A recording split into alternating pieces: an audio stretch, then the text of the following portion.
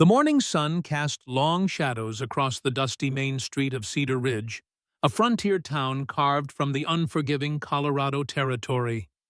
Wooden buildings lined the street like weathered sentinels, their paint peeling under the relentless sun, while distant mountains stood as silent witnesses to all the dreams that had lived and died in their shadow. The year was 1887, and life here moved to the rhythm of cattle drives, mining claims, and the constant struggle against a land that gave nothing freely.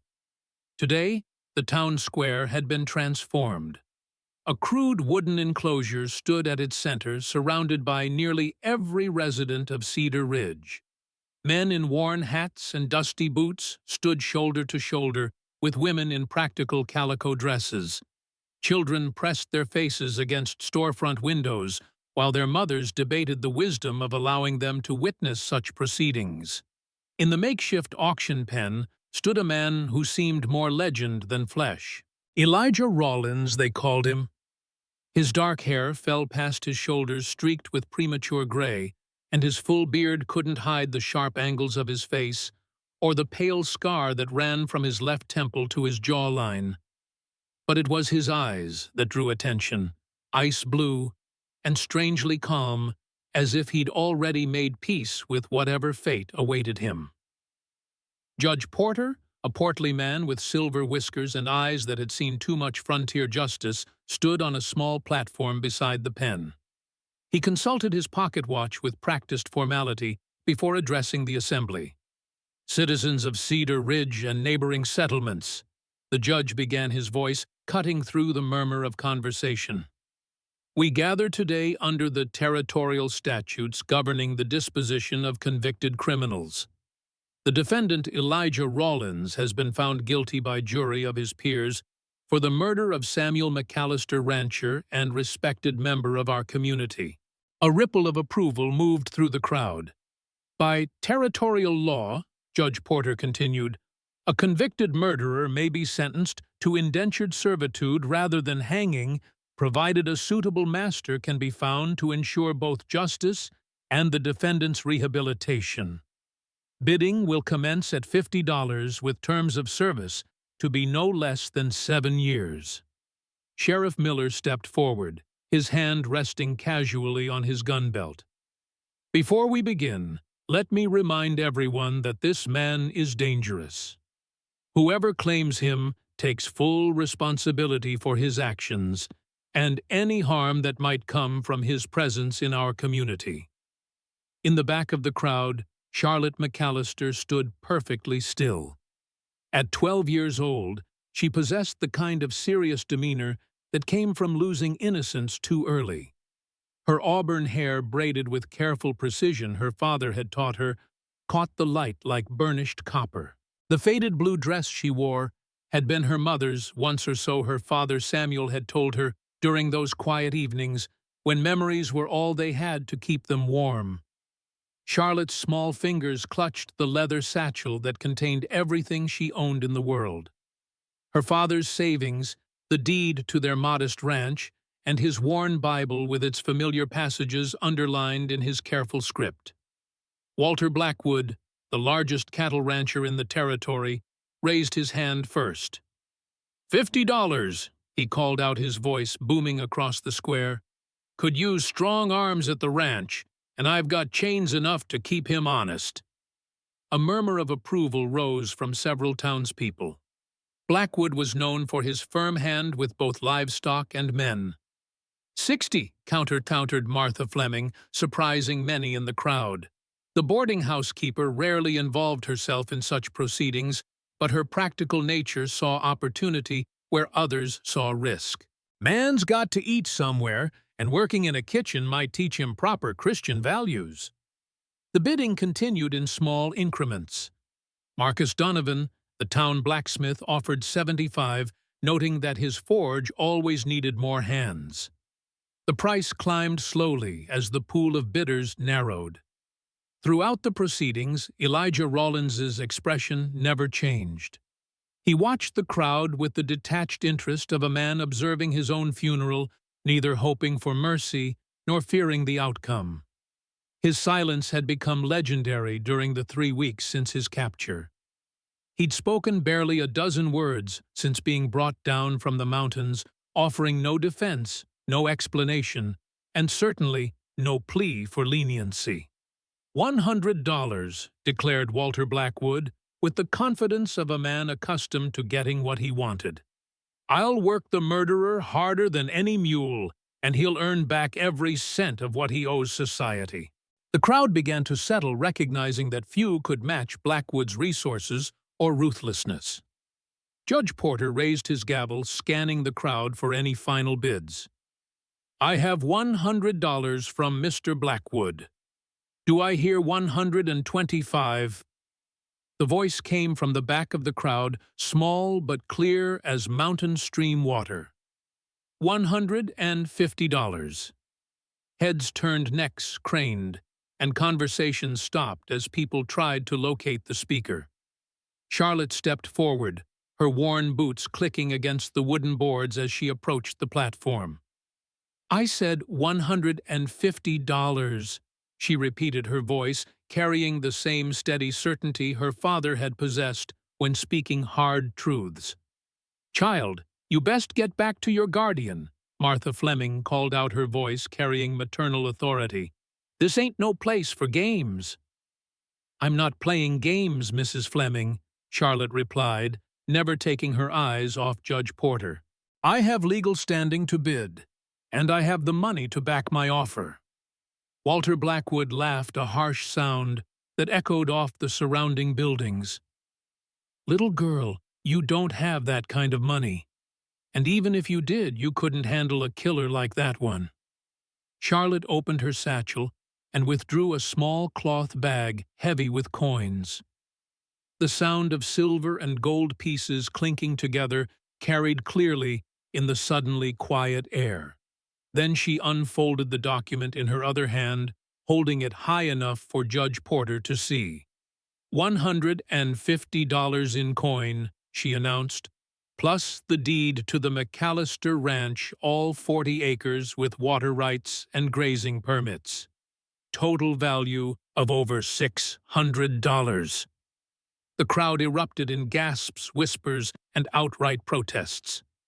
Never in Cedar Ridge's history had anyone seen a child attempt such a thing, let alone possess the resources to make it possible. Judge Porter's eyes widened behind his wire-rimmed spectacles as he leaned forward to examine the deed Charlotte held aloft. That's her father's land, someone called out from the crowd. Child don't know what she's doing, added another voice.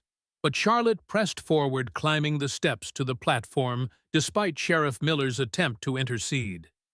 She stood before Judge Porter, her small frame dwarfed by the adults around her, but her voice never wavered.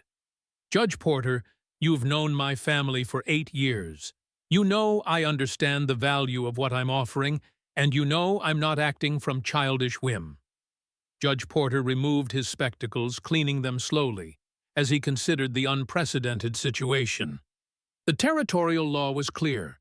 Any citizen of legal standing could bid in such proceedings. But Charlotte McAllister was 12 years old, an orphan child who by all rights should be seeking guardianship rather than claiming responsibility for a convicted killer. Miss McAllister, Judge Porter said carefully, his voice gentle but firm. The law requires that any person claiming an indentured criminal must be capable of providing supervision, sustenance, and control. You're a child yourself. I'm the owner of a working ranch, Charlotte interrupted, her voice carrying a strength that surprised everyone present, including herself. I know how to manage property, livestock, and hired hands. I've been doing it alongside my father since I could walk. She turned to face the crowd, her eyes moving from face to familiar face, people who'd known her all her life, who'd watched her grow up in her father's shadow, who'd seen her handle responsibilities most adults would shirk. More importantly, she continued, her voice growing stronger with each word, I know this man killed my father. I know he took the only family I had left, and I know that no amount of money, no length of servitude, and no punishment this town can devise will ever bring my father back." The crowd fell completely silent. Even Elijah Rawlins raised his head to look at the small girl who spoke of loss and justice with such calm certainty. "But what I also know," Charlotte continued, her hand moving instinctively to touch her father's Bible through the leather satchel, "is that my father raised me to believe that every person, even the worst among us, deserves a chance at redemption. If this man is going to work off his debt to society, he's going to do it on my father's land, using my father's tools, learning what my father tried to teach everyone who'd listen. That honest work and Christian forgiveness can change even the hardest heart." She turned back to Judge Porter, extending the deed toward him. "I claim Elijah Rawlins under territorial law, and I accept full responsibility for his actions and his supervision." The silence stretched long enough for a hawk to circle overhead and cry out across the hushed crowd.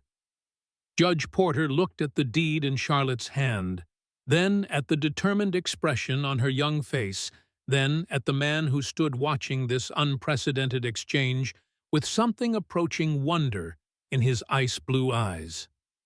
Finally, Porter spoke. "The bid stands at $150 plus property, valued at $600. Are there any higher offers?" Walter Blackwood started to speak, then stopped. No one in the territory possessed resources to match such an offer, and even if they had, the sight of a 12-year-old girl staking everything she owned on an act of desperate faith had affected the crowd in ways that mere money could not. "Hearing no higher bids," Porter announced, raising his gavel, "I award custody of the prisoner Elijah Rawlins to Miss Charlotte McAllister of the McAllister Ranch under the terms and conditions of territorial indenture law." The gavel fell with a sound like thunder. Charlotte then did something unexpected. She stepped toward the auction pen close enough that only Elijah and perhaps the judge could hear her next words. "I know you didn't kill my father," she whispered, her eyes locked on his, "and I know you know who did." For the first time since his capture, genuine emotion flickered across Elijah Rawlins's weathered features, surprise, confusion, and something that might have been respect or fear. But he said nothing, merely holding her gaze with his own. The wagon ride to the McAllister Ranch passed in uncomfortable silence, broken only by the creaking of wooden wheels and the steady clip-clop of Charlotte's mare Penny. Sheriff Miller rode alongside, his weathered face creased with concern as he watched the unlikely pair. A 12-year-old girl driving a wagon, while a convicted murderer sat beside her, hands still bound with iron shackles. Charlotte kept her eyes on the dusty trail ahead, acutely aware of Elijah Rawlins's presence beside her. He sat perfectly still, his chained hands resting in his lap, but she could feel him studying the landscape with the careful attention of a man who'd spent years reading wilderness for signs of danger or opportunity. "That's the boundary marker," Charlotte said quietly as they passed a weathered fence post, the first words spoken since leaving town. "McAllister land starts here and runs 3 miles to the creek, then north to the ridge line." Elijah nodded slightly, but said nothing. The McAllister ranch house came into view as they crested a small rise, a modest log cabin with a stone chimney and a covered porch where Samuel McAllister had spent countless evenings reading his Bible and watching the sunset paint the mountains purple. Behind the house stood a small barn, a chicken coop, and the corral where their cattle spent the winter months. "This is it," Charlotte announced, pulling the wagon to a stop beside the front porch. The broken fence post from the recent storm still lay where it had fallen, a stark reminder of all the work that needed doing and her inability to manage it alone. Sheriff Miller dismounted and helped Charlotte down from the wagon's seat, his movements deliberate and careful. You sure about this, child? It's not too late to change your mind. I could take him back to town, and Judge Porter could reassign him to someone more what Sheriff Miller, more capable, Charlotte interrupted, her chin lifting with stubborn determination. I've been working this ranch alongside my father since I was old enough to hold a rope. I know every acre, every head of cattle, and every chore that needs doing. She walked around to Elijah's side of the wagon and looked up at him steadily. The question isn't whether I can handle the work.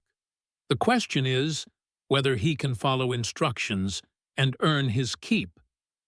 Elijah studied her face for a long moment, then spoke in his gravelly voice. I can work.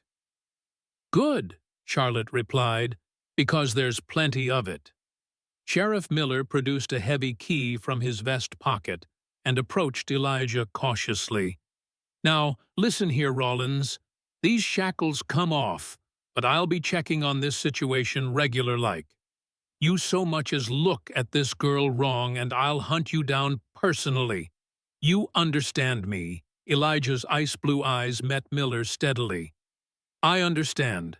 The sheriff unlocked the shackles, the iron cuffs falling away to reveal raw marks around Elijah's wrists where the metal had chafed during his weeks of captivity.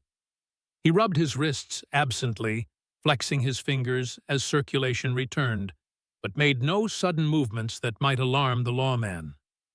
There's a room in the barn, Charlotte said, pointing toward the weathered building. It's where we keep the hired hands during roundup season. It's got a cot, a wash basin, and a small stove. You'll take your meals in the house with me, but you'll sleep out there. She paused, considering her next words carefully. The door doesn't lock from the outside, Mr. Rollins. If you want to run, nothing's stopping you except your word and whatever honor you might have left. Sheriff Miller frowned at this arrangement, clearly uncomfortable with giving the mountain man such freedom. But Charlotte continued before he could object.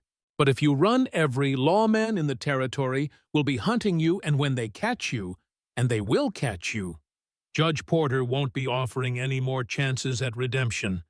You'll swing from a rope, and that'll be the end of it. Elijah nodded slowly. I gave my word when I accepted the arrangement. I'll honor it. See that you do, Miller warned, mounting his horse.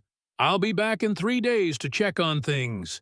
Charlotte, if there's any trouble at all, fire 3 shots in the air. I'll have men here within the hour. There won't be any trouble, she promised. Will there, Mr. Rollins? No, ma'am, Elijah replied, and something in his tone suggested he meant it. After Sheriff Miller rode away, Charlotte stood on her front porch and looked at the man who was now, for better or worse, her responsibility. He seemed smaller without the shackles, more human somehow, though still imposing enough to remind her that she was taking an enormous risk. Are you hungry? She asked, falling back on the hospitality her father had instilled in her. I could eat, Elijah admitted. Charlotte led him into the cabin, acutely aware that this was the first time since her father's death that she'd had another person in their home. The main room contained a kitchen area with a wood-burning stove, a small dining table with 2 chairs, and a sitting area with her father's favorite armchair positioned near the fireplace. The walls were lined with shelves holding Samuel's books, and his worn Bible still sat in its customary place on the mantel. She busied herself preparing a simple meal of salt pork beans and cornbread, stealing glances at Elijah as he stood near the doorway, clearly unsure of his place in this domestic scene. His eyes moved constantly, taking in every detail of the room. The rifle hanging over the fireplace, the knife block near the stove, the windows and their potential as escape routes. You can sit down, Charlotte said, nodding toward the table. You're not a prisoner in my home, Mr. Rollins. You're... She paused, struggling to define their relationship. You're a hired hand with unusual circumstances. Elijah moved to the table but remained standing, until Charlotte sat first, a gesture of courtesy that surprised her. When she placed a plate of food before him, he waited again until she'd served herself and taken her first bite before eating. His manners, while rough around the edges, suggested he hadn't always been a wild man of the mountains. They ate in silence for several minutes before Charlotte found the courage to speak what was on her mind. "My father died 3 weeks ago yesterday," she said quietly, not looking up from her plate. "Shot twice in the chest while we were coming back from town. Our wagon was overturned and most of our supplies scattered. When Sheriff Miller found us the next morning, you were there unconscious beside the trail with blood on your shirt."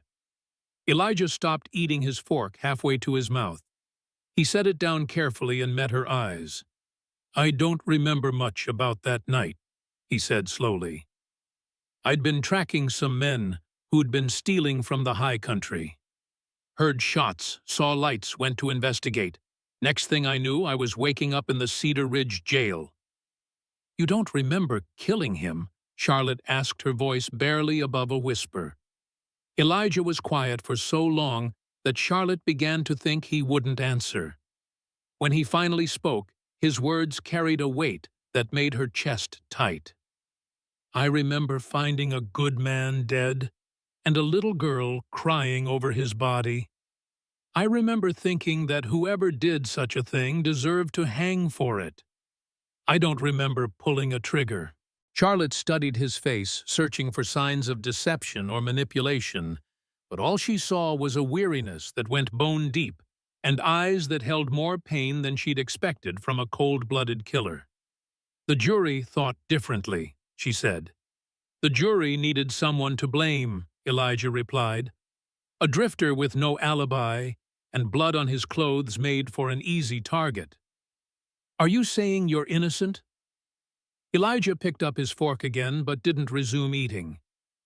"I'm saying that justice isn't always the same thing as truth, and sometimes good people die for no reason at all." Charlotte felt something shift inside her chest, not forgiveness exactly, but the first small crack in the certainty that had driven her to claim him at the auction. "Tomorrow we start fixing that broken fence," she said, her voice returning to businesslike practicality. "There's a section down by the creek that the cattle have been getting through. If we don't repair it soon, we'll lose half the herd." "I know fence work," Elijah said simply. "Good. There's also wood that needs splitting. The barn roof needs patching, and the vegetable garden is overrun with weeds." "I can handle all of that." Charlotte nodded, then stood to clear the dishes. As she worked, she felt Elijah watching her with that same careful attention he'd given the landscape during their wagon ride. "Why did you really bid on me?" he asked suddenly. Charlotte paused in her dishwashing, her hands still in the warm, soapy water.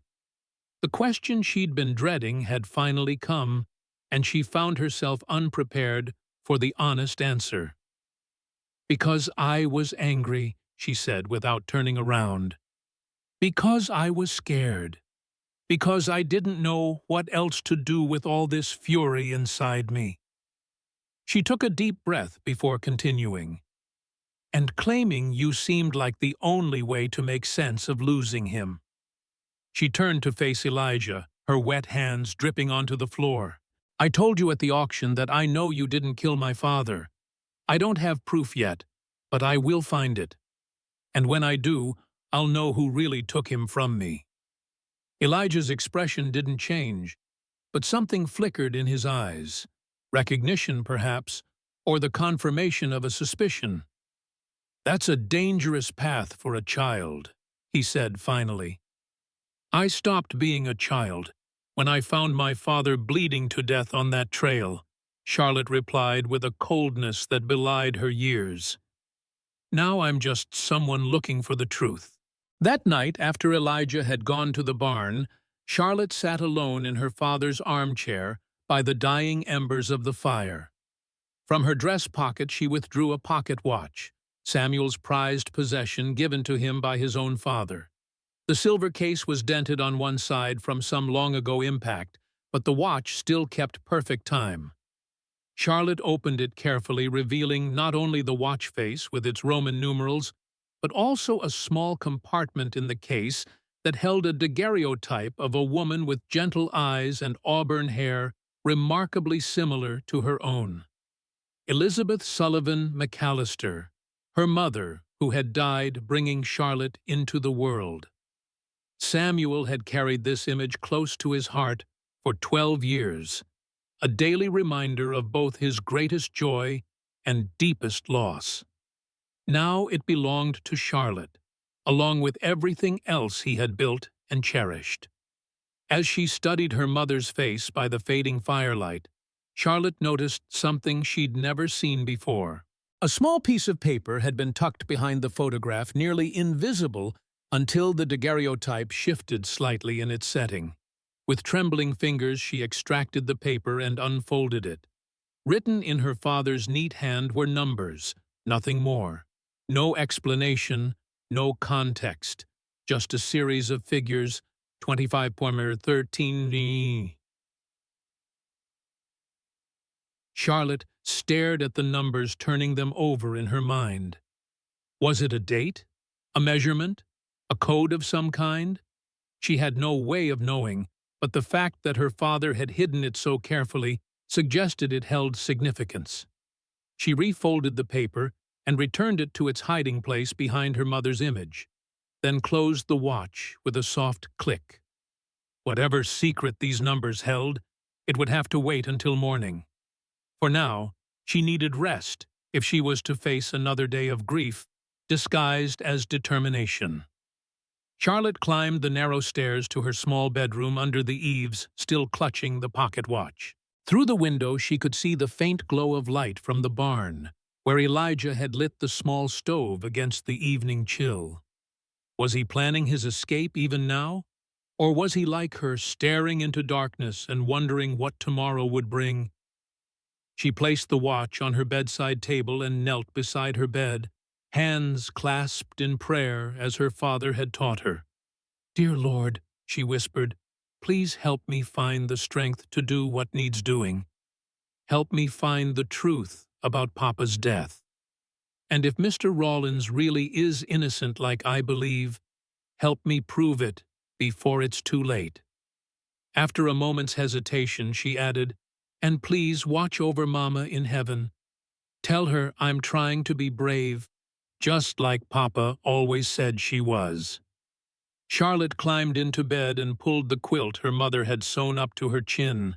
Outside, an owl called into the darkness, its mournful cry echoing across land that now belonged solely to a 12-year-old girl and the convicted murderer she had claimed as her responsibility. The first week at the ranch revealed the harsh reality of Charlotte's situation with brutal clarity. Despite her brave words to Judge Porter and the townspeople, managing a working ranch was proving far more difficult than she'd anticipated. The morning sun found her in the barn before dawn, struggling to milk their temperamental cow Bessie, while Elijah worked in the adjacent stall repairing a broken harness, with the quiet efficiency of a man who'd learned to make do with whatever tools were at hand. Charlotte's hands, soft from a childhood spent more with books than barnyard chores, had already begun to blister from unaccustomed work. She'd watched her father perform these tasks countless times, but watching and doing were proving to be vastly different things. The bucket slipped from her cramped fingers for the third time that morning, spilling precious milk across the straw-covered floor.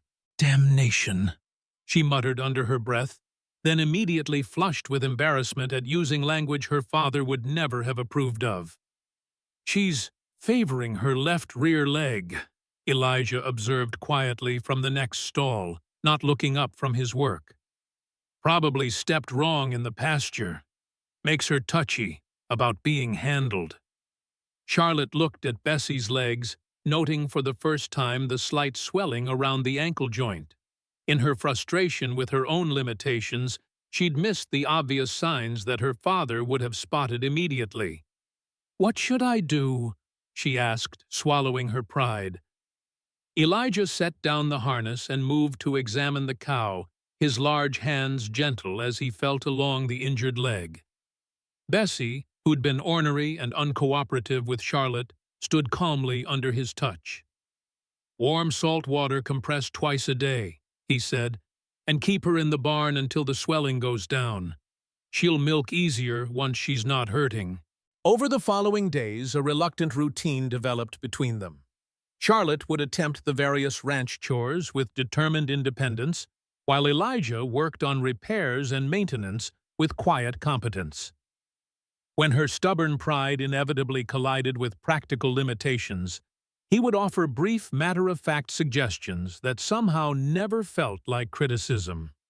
The fence repair became their first real collaboration. Charlotte had Samuel's tools, a well-maintained collection of hammers, saws, and specialized implements that spoke to her father's craftsmanship, but lacked the experience to use them effectively. Elijah possessed the skills, but initially held back, uncertain of his place in the arrangement. "My father made this workbench," Charlotte said on their third morning, running her hand along the smooth wooden surface where Samuel had crafted everything from furniture to fence posts. "He said good tools were like old friends. They got better with time if you treated them right." She selected a hand plane from the rack, its wooden handle worn smooth by years of use. "He was teaching me to use them properly before he—" She stopped the sentence, hanging unfinished in the morning air. Elijah accepted the tool when she offered it to him, examining the blade's edge with professional appreciation. He knew what he was about. This is quality steel, kept sharp and clean. They worked together on the fence posts, Charlotte holding the wood steady while Elijah shaped the replacement pieces. His hands moved with surprising grace for their size, and she found herself studying the scars that marked his knuckles and forearms, some old and white, others more recent and still pink with healing. "Where did you learn carpentry?" she asked during a break when they sat in the shade, sharing water from her father's canteen. "Here and there," Elijah replied, his typical non-answer. But after a moment he added, "Worked construction in Denver for a while before I took to the mountains. A man learns what he needs to survive." "Why did you leave Denver?" Elijah's ice-blue eyes grew distant. "Sometimes a place stops feeling like home, and a man needs to find somewhere he can breathe again."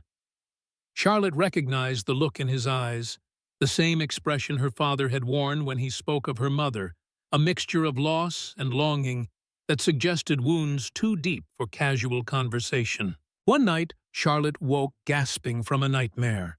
Vivid images of her father's final moments, blood spreading across his shirt as he whispered her name.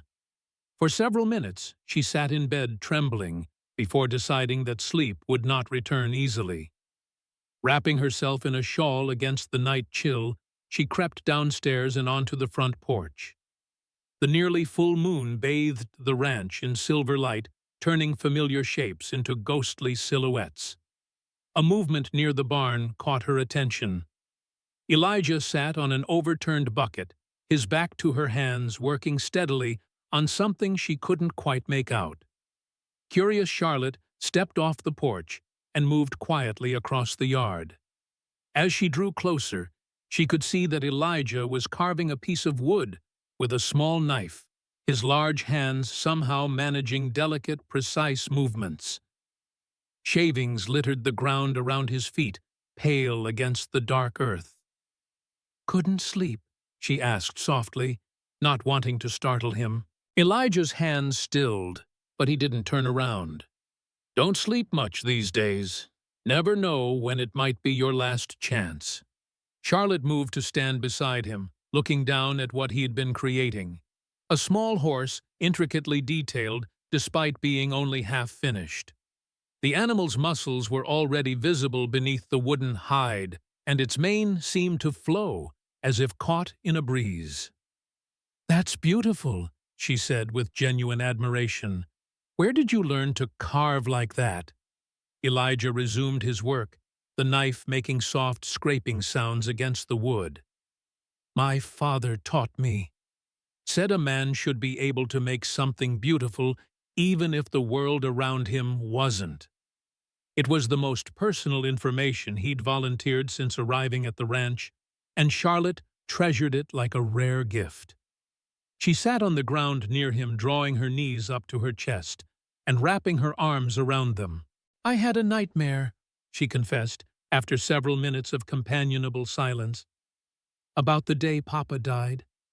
I keep seeing him trying to tell me something important, but I can never hear what it is." Elijah's hands paused again, and this time he looked at her. In the moonlight, his features seemed less severe, the hard lines of his face softened by shadow. "Some things are better not remembered," he said quietly. "But what if he was trying to tell me who killed him?" Charlotte pressed. "What if the answer was right there and I was too scared to hear it?" Elijah set down the carving and knife, giving Charlotte his full attention. "Your father was a good man who got caught up in something bigger than himself.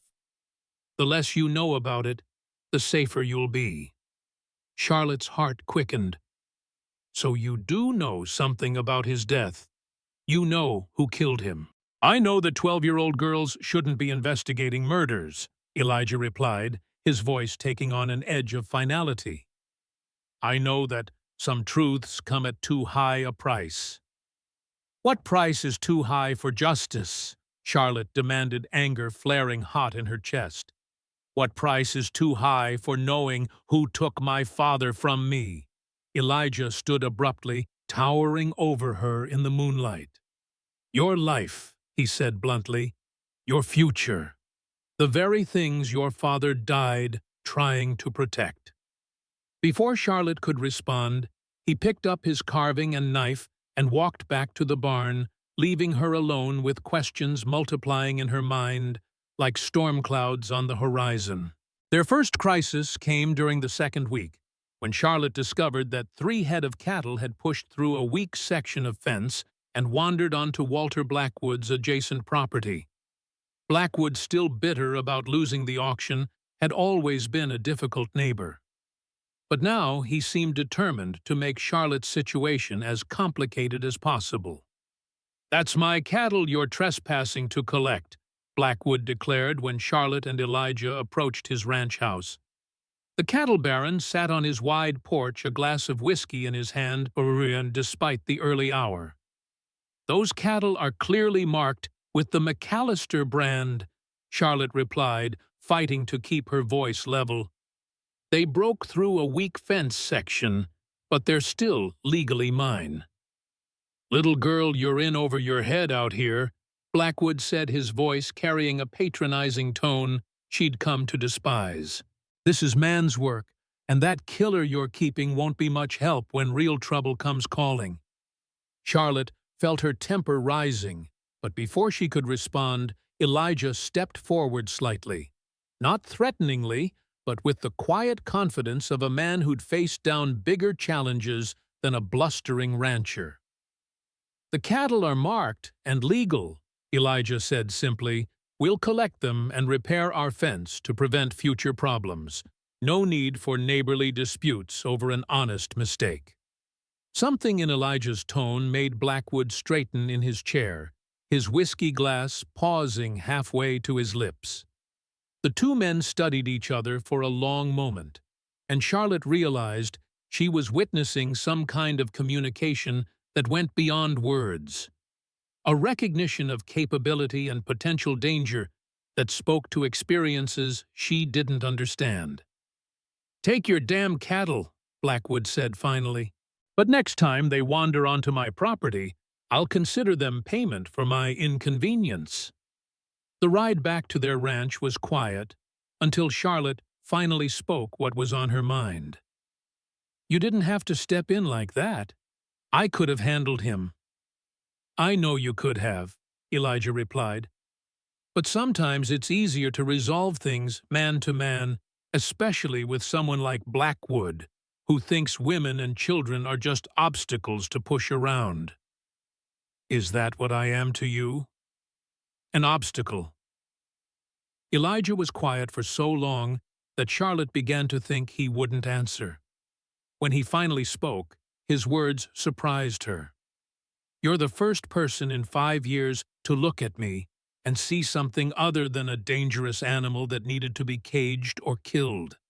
I don't know what you see exactly, but it's not an obstacle." On the morning of Sheriff Miller's scheduled visit, Charlotte rose early to ensure the ranch looked as orderly as possible.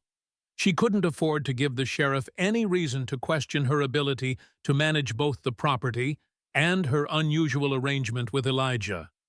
But instead of Sheriff Miller, it was Rebecca Simmons who came rattling up the drive in her small wagon. The widow Simmons ran Cedar Ridge's general store, a practical woman in her 60s, with silver-streaked dark hair, always pulled back in a severe bun, and eyes that missed very little. "Good morning, Charlotte," Rebecca called, setting the brake on her wagon. "Thought I'd bring by some supplies and check how you're settling in." Charlotte helped the older woman down from the wagon seat, surprised by the visit. Rebecca had been kind to her since her father's death, extending credit at the store and occasionally slipping extra items into her purchases, but she'd never before come all the way out to the ranch. "That's very kind of you, Mrs. Simmons," Charlotte said, taking one of the baskets Rebecca handed down from the wagon. "But you didn't need to trouble yourself."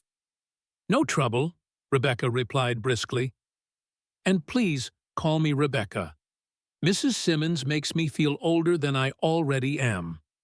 They carried the baskets to the porch, where Rebecca paused, her eyes scanning the ranch yard with professional assessment. Elijah was visible near the barn, splitting wood with rhythmic efficiency, his shirt darkened with sweat despite the morning chill. "I see your arrangement is working out," Rebecca observed, her tone neutral. "Mr. Rollins is a hard worker," Charlotte said, automatically defensive. "He knows his way around a ranch better than most hired hands." Rebecca's shrewd eyes studied Charlotte's face. "I didn't come to judge, child. Lord knows I've seen enough in this life to know that things are rarely what they seem on the surface." She lowered her voice, glancing toward the barn to ensure Elijah couldn't overhear. "I came to warn you. Walter Blackwood has been to Judge Porter's office twice since the auction, trying to find legal grounds to overturn your claim on Rollins. Says it's a disgrace letting a child control a dangerous criminal." Charlotte's hands tightened on the basket she was holding. "He just wants our water rights. He's been trying to buy our land since before Papa died." "No doubt," Rebecca agreed. "But he's not a man used to being denied what he wants. And he's got friends in territorial government who might be willing to bend the law in his favor." She placed a weathered hand on Charlotte's shoulder. "Be careful, child, and keep your eyes open." Charlotte led Rebecca into the house, offering coffee, which the older woman gratefully accepted. As they sat at the kitchen table, Charlotte found herself studying her visitor more closely. Rebecca Simmons had been a fixture in Cedar Ridge for as long as Charlotte could remember, but she realized she knew very little about the widow's past. "Did you know my father well?" Charlotte asked as she poured the coffee. A shadow passed over Rebecca's face, so brief Charlotte almost missed it. "We were acquainted. Samuel was one of the few men in this town who treated a widow with genuine respect rather than pity." She sipped her coffee before continuing. "I lost my husband and son in the war. Been on my own nearly 25 years now." "I'm sorry," Charlotte said softly. "That must have been very hard." Rebecca's eyes took on a distant look. "Harder than anyone knows. But we endure, don't we? We build new lives from the ashes of the old ones, because what else is there to do?" There was something in her tone, a depth of understanding about loss and survival, that made Charlotte feel less alone than she had since her father's death. "I've been watching your ranch from a distance," Rebecca continued, surprising Charlotte. "Making sure you're all right. Samuel would have wanted someone looking out for you." "Why would you do that?" Rebecca's gaze was steady. Because I understand what it means to lose everything and have to rebuild. And because there are precious few people in this world worth protecting. Your father was one of them, and I suspect you're another. Before Charlotte could respond, the door opened and Elijah entered, pausing when he saw they had a visitor. He nodded respectfully to Rebecca, but remained near the doorway, his posture suggesting he was prepared to leave if his presence was unwelcome.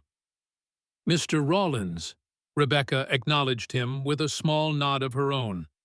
"I was just telling Charlotte that Walter Blackwood is trying to overturn her claim on your indenture." Elijah's expression didn't change, but Charlotte noticed his shoulders tense slightly. "Blackwood wants the water rights," he said. "The ranch is worthless to him without them." Rebecca's eyes narrowed as she studied Elijah. "You seem to know a lot about local property values for a man who supposedly drifted in from the wilderness." "A man hears things even in the mountains," Elijah replied evenly. "Indeed," Rebecca said dryly. "And what else have you heard, I wonder?" The tension in the room thickened, and Charlotte had the distinct impression that the two adults were having a separate conversation beneath their spoken words, testing and measuring each other in ways she couldn't fully comprehend. After a moment, Rebecca turned back to Charlotte. "There's something else you should know. Judge Porter has received instructions from the Territorial Governor's office to review your guardianship status. Seems someone has raised concerns about an orphaned minor living alone." Charlotte's heart sank. "They want to take me away from the ranch." "They're considering what's in your best interest," Rebecca said, making it clear from her tone what she thought of that consideration. "I suspect Blackwood has friends in the capital who are willing to do him favors." "What can I do?" Charlotte asked, panic rising in her throat. The ranch was all she had left of her father, the only home she'd ever known. The thought of being forced into some orphanage or foster home in Denver was unbearable. "For now, keep your head down and your ranch running smoothly," Rebecca advised. "Sheriff Miller is on your side, believe it or not. He respects how you're handling things." She glanced at Elijah. "And having a capable hand, regardless of his background, works in your favor." As Rebecca prepared to leave, she pressed a small package wrapped in brown paper into Charlotte's hands. "This was your father's. He asked me to keep it safe for him several months ago. Said if anything happened to him, I should give it to you when the time seemed right." Charlotte stared at the package, her fingers trembling slightly. "What is it?" "I never opened it," Rebecca replied. "But Samuel was a man who planned for contingencies. Whatever's inside, he meant for you to have it, if he couldn't be here to protect you himself." After Rebecca's wagon had disappeared down the drive, Charlotte sat on the porch steps, turning the small package over in her hands. Elijah stood nearby, watching her with an unreadable expression. "Aren't you going to open it?" he asked finally. Charlotte looked up at him, torn between curiosity and fear. "What if it's something I don't want to know?" Elijah sat down beside her on the step, keeping a respectful distance. "Your father was trying to protect you even from beyond the grave. Seems to me you owe it to him to at least see what he thought was important enough to hide." Taking a deep breath, Charlotte carefully unwrapped the package. Inside was a leather-bound journal, its cover worn from handling, and a small brass key, unlike any she'd seen before. A folded piece of paper fell into her lap as she opened the journal. In her father's familiar handwriting were the words, "ER knows the truth. If anything happens to me, find Elijah Rawlins." Charlotte's head snapped up, her eyes locking on Elijah's face. "ER," she whispered. "That's you. He knew you. He trusted you." Elijah's expression remained carefully neutral, but something flickered in his eyes, acknowledgement, perhaps, or resignation. "Why would my father tell me to find you?" Charlotte demanded. "Why would he trust the man who killed him?" "Because I didn't kill him," Elijah said quietly. "And because some truths are too dangerous to write down even in a hidden journal." Charlotte thumbed through the journal's pages, finding entries dating back several years. Notes about the ranch, weather patterns, cattle prices, but nothing that explained the mysterious connection between her father and this man. "He mentions the 8th Colorado Regiment," she said, pointing to an entry. "He served in the war." Elijah's face darkened. "We both did. The 8th Colorado. Some things happened during that time that changed people." "What things?" "Things no child should hear about," Elijah replied firmly, "and things that some very powerful men would kill to keep buried." Charlotte clutched the journal to her chest, her mind racing with implications. "You and my father fought together in the war. That's how you knew him." Elijah stood abruptly, his expression closing like a door slamming shut. "Reading that journal might put you in danger you can't imagine. Your father wanted to protect you from that. Maybe you should honor his wishes." "He also wanted me to find you," Charlotte countered. "And I have. Now I want the truth about what happened to him." Elijah looked down at her, his face carved with shadows in the late afternoon light. "The truth has a price, Charlotte. Are you sure you're willing to pay it?" "What could be worse than what I've already lost?" she asked, her voice breaking slightly. For the first time since she'd known him, genuine sadness crossed Elijah's features. "Your innocence," he said softly. "The belief that the world makes sense. The faith that justice always prevails."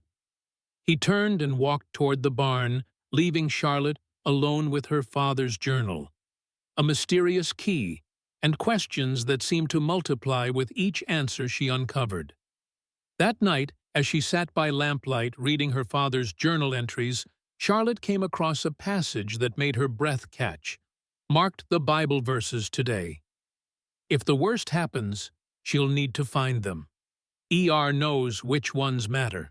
The numbers will lead her to the mine shaft. May God forgive me for what I've done and what I've asked others to do in the name of truth. Charlotte's fingers traced the edge of her father's Bible that sat on the mantel. The mysterious numbers from his pocket watch, 25.30, suddenly took on new meaning. She opened the sacred book, examining it with fresh eyes, and discovered what she'd missed, before tiny, nearly invisible dots beneath certain letters forming a pattern only someone looking specifically for a code would notice. These weren't just random numbers, they were a key to whatever her father had hidden. A map, coordinates, references to specific verses. Whatever they meant, she was certain Elijah would know. As she puzzled over this new mystery, a sound from outside caught her attention. Hoofbeats approaching the ranch at a gallop. Charlotte quickly closed the journal and Bible, hiding them beneath a cushion before moving to the window. Sheriff Miller dismounted in the yard, his face grim in the moonlight. Elijah emerged from the barn alert and watchful. "Charlotte," Miller called, "are you in there? We need to talk. There's been a development in your father's case." The sheriff's unexpected arrival at this late hour, combined with the revelations in her father's journal, sent a chill down Charlotte's spine. Whatever was happening, she sensed that her life was about to change in ways she couldn't possibly predict. With one last glance at the hidden journal, she stepped onto the porch to face whatever news the night had brought, and whatever truths might finally be revealed about her father's murder and the mysterious man she'd claimed as her responsibility. Sheriff Miller's face was drawn with concern as Charlotte met him on the porch, the cool night air raising goosebumps on her arms. "I wasn't expecting you until tomorrow," she said, wrapping her shawl tighter around her shoulders. "This couldn't wait," Miller replied, his eyes flicking to where Elijah stood a few paces away. "May I come in?" Charlotte nodded, leading the sheriff into the cabin's main room. The lamplight cast long shadows across the walls as Miller removed his hat, turning it nervously in his hands. "There's been talk in town." He began settling into Samuel's armchair, while Charlotte perched on the edge of the sofa.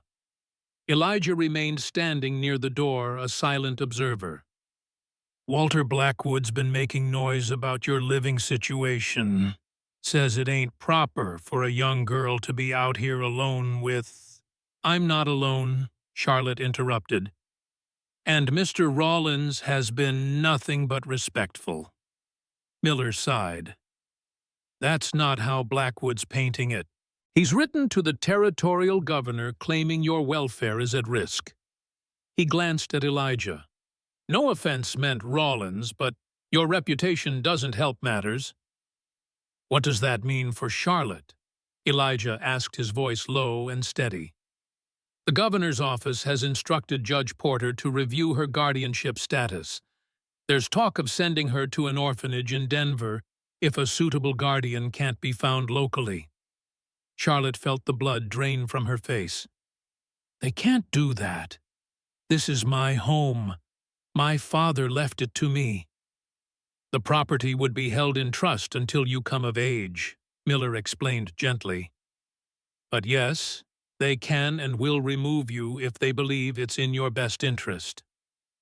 "My best interest?" Charlotte echoed bitterly. "Or Walter Blackwood's?" Miller's silence was answer enough. "When will they decide?" Elijah asked. "Judge Porter's been given 2 weeks to file his recommendation. After that, it's out of local hands." Miller turned back to Charlotte. "I'm sorry, child. I wish I had better news. Is there anything we can do?" Charlotte's voice sounded small, even to her own ears. "Keep your nose clean. Run this place like you know how.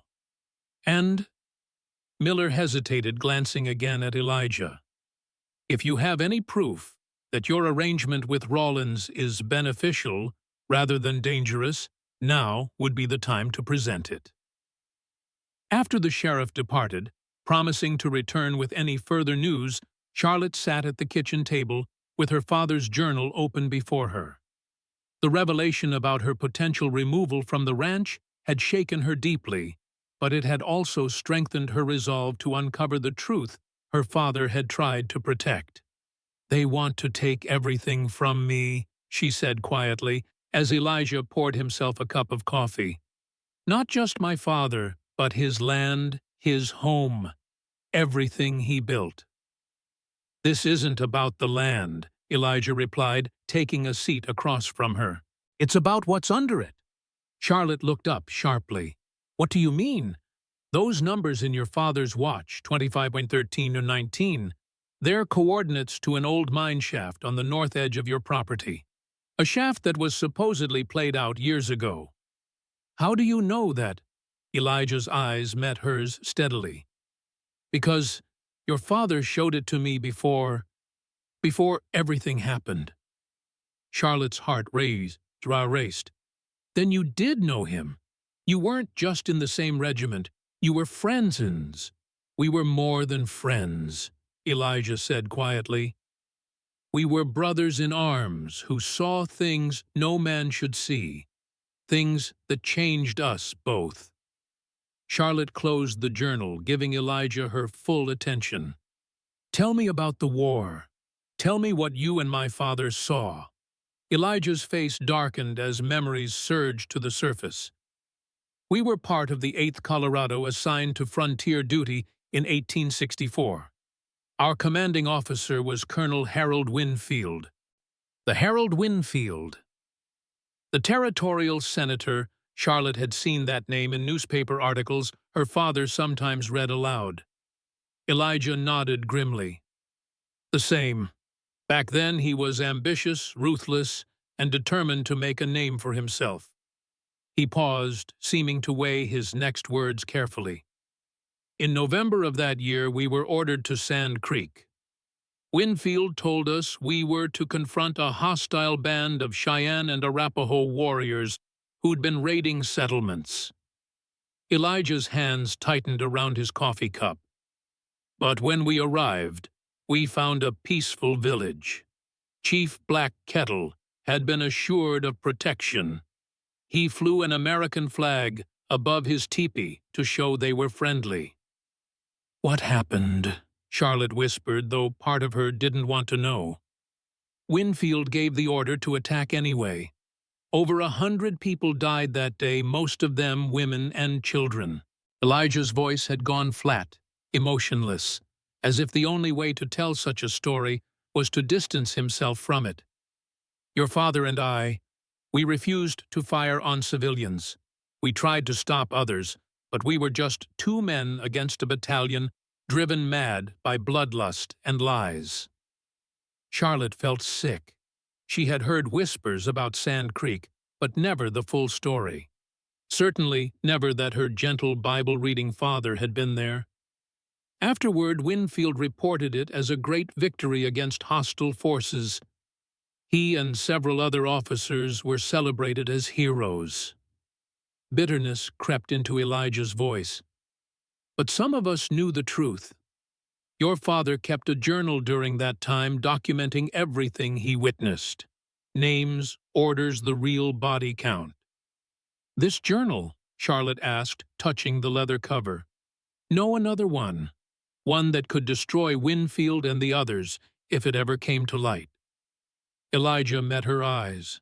"That journal, along with letters from other soldiers who witnessed the massacre, is hidden in that mine shaft." Charlotte's mind raced pieces falling into place. And now Winfield is running for territorial governor. If these documents became public, his career would be finished. He might even face military charges. Elijah leaned forward. "Your father kept those documents safe for over 20 years, waiting for the right moment to expose the truth. When he learned Winfield was seeking the governorship, he decided it was time." "And that's why he was killed," Charlotte whispered, the awful truth dawning on her. "Not by some random drifter, but because he was going to expose a powerful man's crimes." Elijah nodded slowly. 3 weeks before he died, Samuel sent a letter to a journalist in Denver, hinting at what he knew. Somehow Winfield found out. But why frame you? Why not just make it look like an accident? A shadow crossed Elijah's face. "Because I was coming to help him. Samuel wrote to me months ago saying he feared for his safety. I was too slow in responding. By the time I reached Cedar Ridge, it was too late." Charlotte studied Elijah's face, seeing grief and guilt etched into every line. "You didn't just serve with my father, did you? There's more you're not telling me." Elijah was silent for a long moment. "I should check the livestock before turning in," he said, finally rising from his chair. "It's getting late, and you need your rest." "Mr. Rawlins," Charlotte called as he reached the door. "These secrets killed my father. Don't let them stand between us two." Elijah paused, his back still turned. "Some truths aren't mine alone to tell," he said quietly, before stepping into the night, leaving Charlotte with more questions than answers. The next morning dawned crisp and clear, the kind of autumn day that painted the distant mountains in sharp relief against a cloudless sky. Charlotte had slept poorly, her dreams filled with images of Sand Creek and her father's final moments. She found Elijah already at work in the barn, mucking out stalls with the same quiet efficiency he brought to every task. For a moment, she simply watched him, trying to reconcile this hard-working, somber man with the horrific events he'd described the night before. "I want to see the mine," she said without preamble. Elijah paused, leaning on his pitchfork. "It's not safe." "I don't care. If there's evidence there that could explain why my father died, I need to see it." "Charlotte." "He was my father," she interrupted, her voice cracking slightly. "Don't I deserve to know why someone took him from me?" Elijah studied her face, seeming to measure her determination. "After we finish the morning chores," he conceded finally. "But we need to be careful. If Blackwood's watching the property, the last thing we want is to lead him to what your father hid." They worked in tense silence for the next hour, each lost in private thoughts. As Charlotte gathered eggs from the henhouse, she found herself wondering about Elijah Rawlins, not just his connection to her father, but the man himself. What had he been doing in the years between the war and now? Why had he chosen a solitary life in the mountains rather than returning to civilization? And most puzzling, why had he allowed himself to be convicted of a murder he didn't commit? By mid-morning, they were mounted and riding toward the northern boundary of the McAllister property. Elijah led the way, his posture alert, as they wound through stands of pine and aspen. The terrain grew rockier as they climbed the trail, narrowing until it was barely visible among the scrub and boulders. "How much further?" Charlotte asked as they rounded a granite outcropping. "Just ahead," Elijah replied, dismounting and tethering his horse to a stunted pine. "We go on foot from here."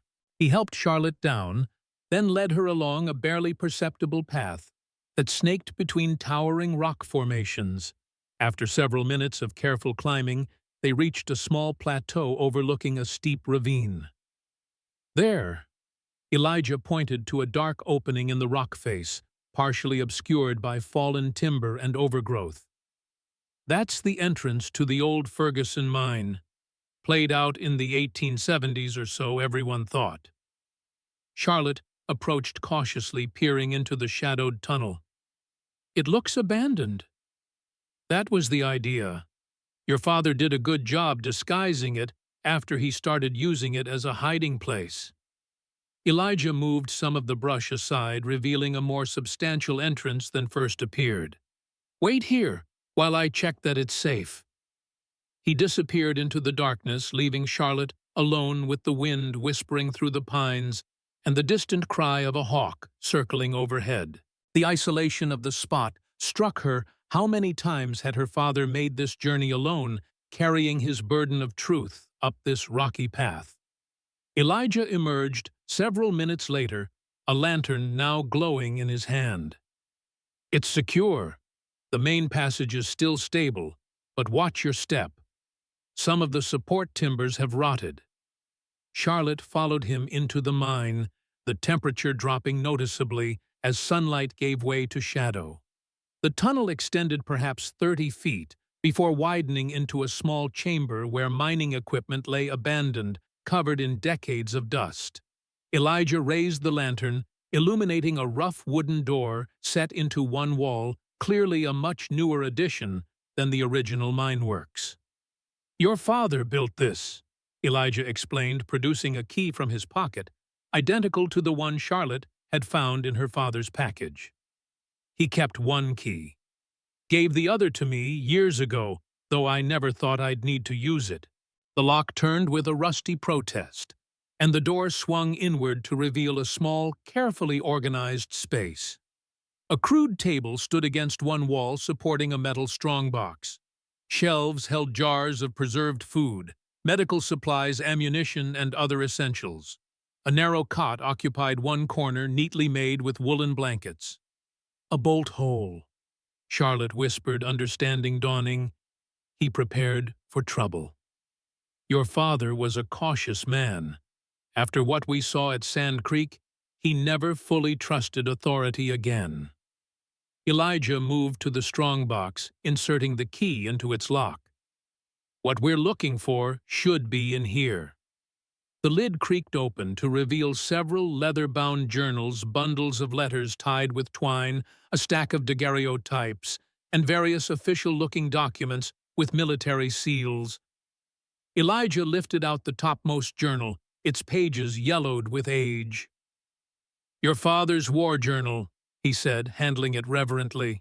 "The most detailed account of Sand Creek outside the official and falsified military records." Charlotte took it with trembling hands, opening to a random page. Her father's handwriting, younger but still recognizable, filled the paper with descriptions so vivid and horrific that she had to look away after only a few sentences. He documented everything. Elijah continued sorting through the other materials. Collected statements from other soldiers who were troubled by what happened. Gathered evidence of orders that were later denied. He held up a folded paper. This is a map drawn by one of the survivors showing where the village was set up, proof they were in the location the Peace Commission had assigned them, not threatening any settlements. And this is what got him killed, Charlotte said, her voice hollow. The truth. The truth. Elijah agreed. And timing. For years, these documents were just one soldier's record of a controversial battle. But now, with Winfield seeking the governorship and rumors of a federal investigation into frontier military actions, they've become deadly dangerous to certain powerful men. Charlotte replaced the journal and began examining the other contents of the box. Among the papers, she found an official military photograph showing a group of officers standing together, including a younger version of her father, and beside him, unmistakably, a clean-shaven Elijah Rawlins. "You look so young," she murmured, studying the image. "We were," Elijah replied softly, "too young for what we saw, too young for the choices we had to make." As Charlotte continued sorting through the documents, she uncovered another photograph that made her breath catch, a portrait of a young woman with gentle eyes and auburn hair remarkably like her own. But what stunned her was the man standing beside this woman, his hand resting protectively on her shoulder. That's my mother," she whispered, recognizing Elizabeth Sullivan McAllister from the daguerreotype in her father's watch. "But that's you with her, not my father." Elijah turned away, his profile rigid in the lantern light. "Mr. Rawlins," Charlotte's voice sharpened, "why are you in a photograph with my mother? Who was she to you?" The silence stretched between them, broken only by the soft hiss of the lantern and the distant drip of water somewhere deeper in the mine. "Elizabeth Sullivan McAllister," Elijah said finally, his voice barely audible. "My sister." Charlotte felt as though the ground had shifted beneath her feet. "Your sister." Elijah turned back to face her, his expression raw with emotion long suppressed. "Elizabeth Sullivan McAllister was my older sister. We grew up together in Missouri before the war." "But that would make you—" Charlotte couldn't finish the sentence, the implication too overwhelming. "Your uncle?"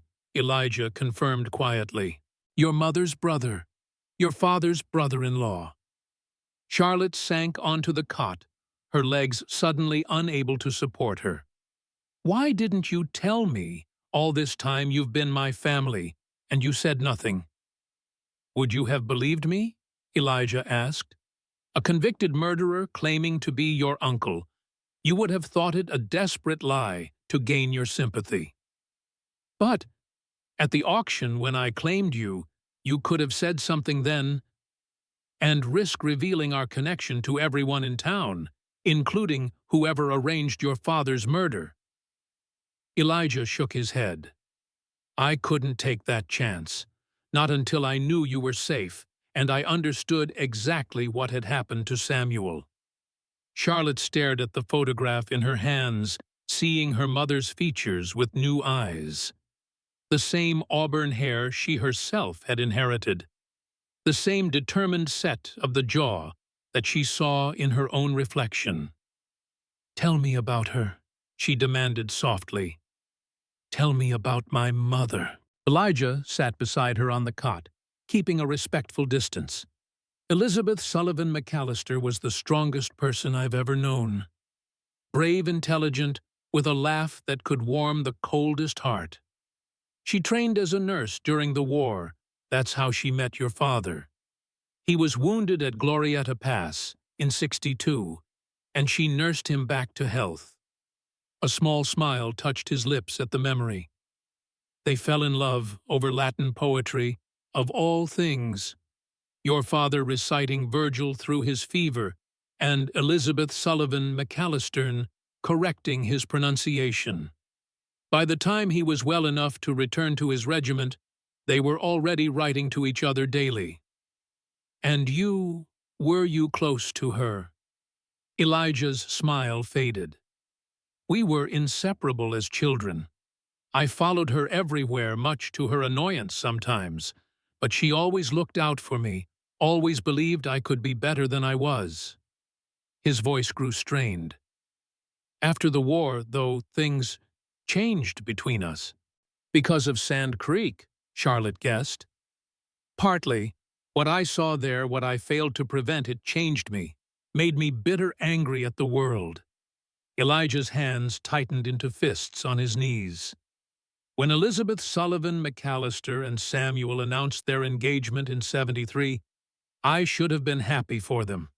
Instead, I felt betrayed.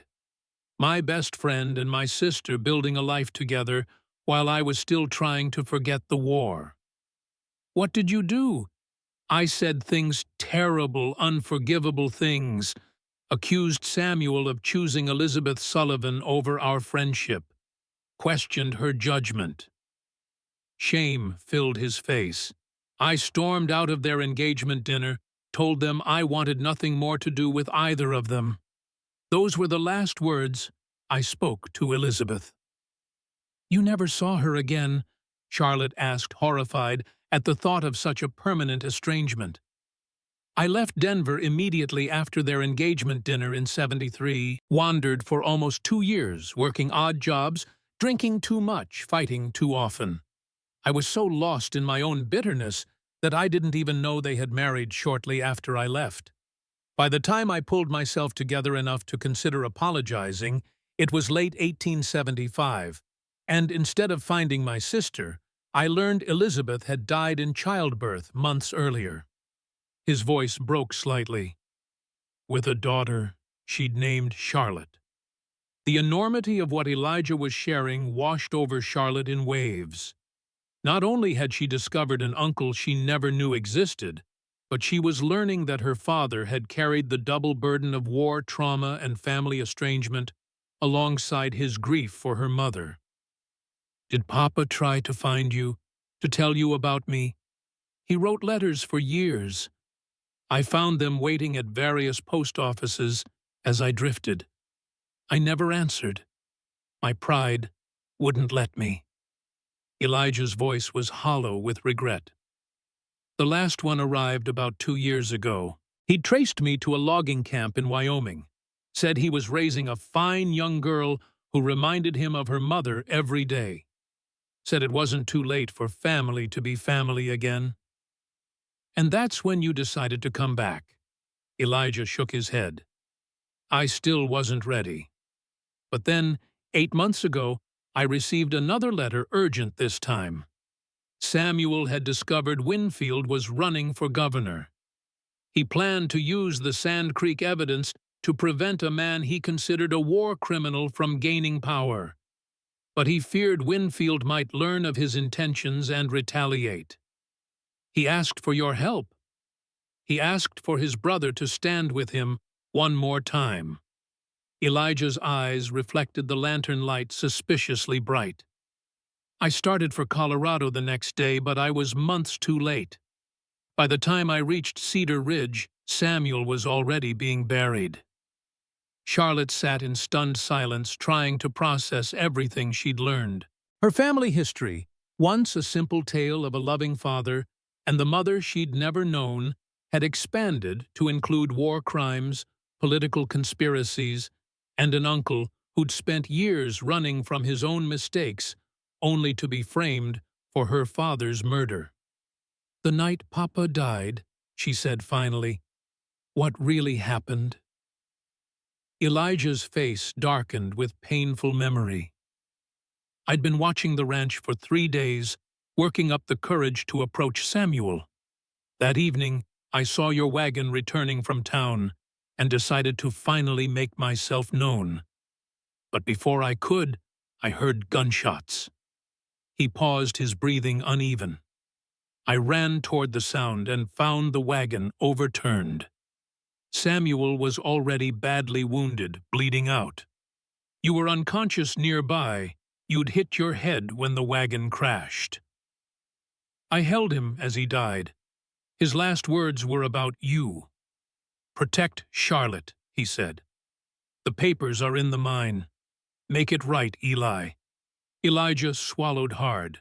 Before I could move you to safety, something struck me from behind. When I woke up, I was in the Cedar Ridge jail, covered in Samuel's blood, with no memory of who had attacked us.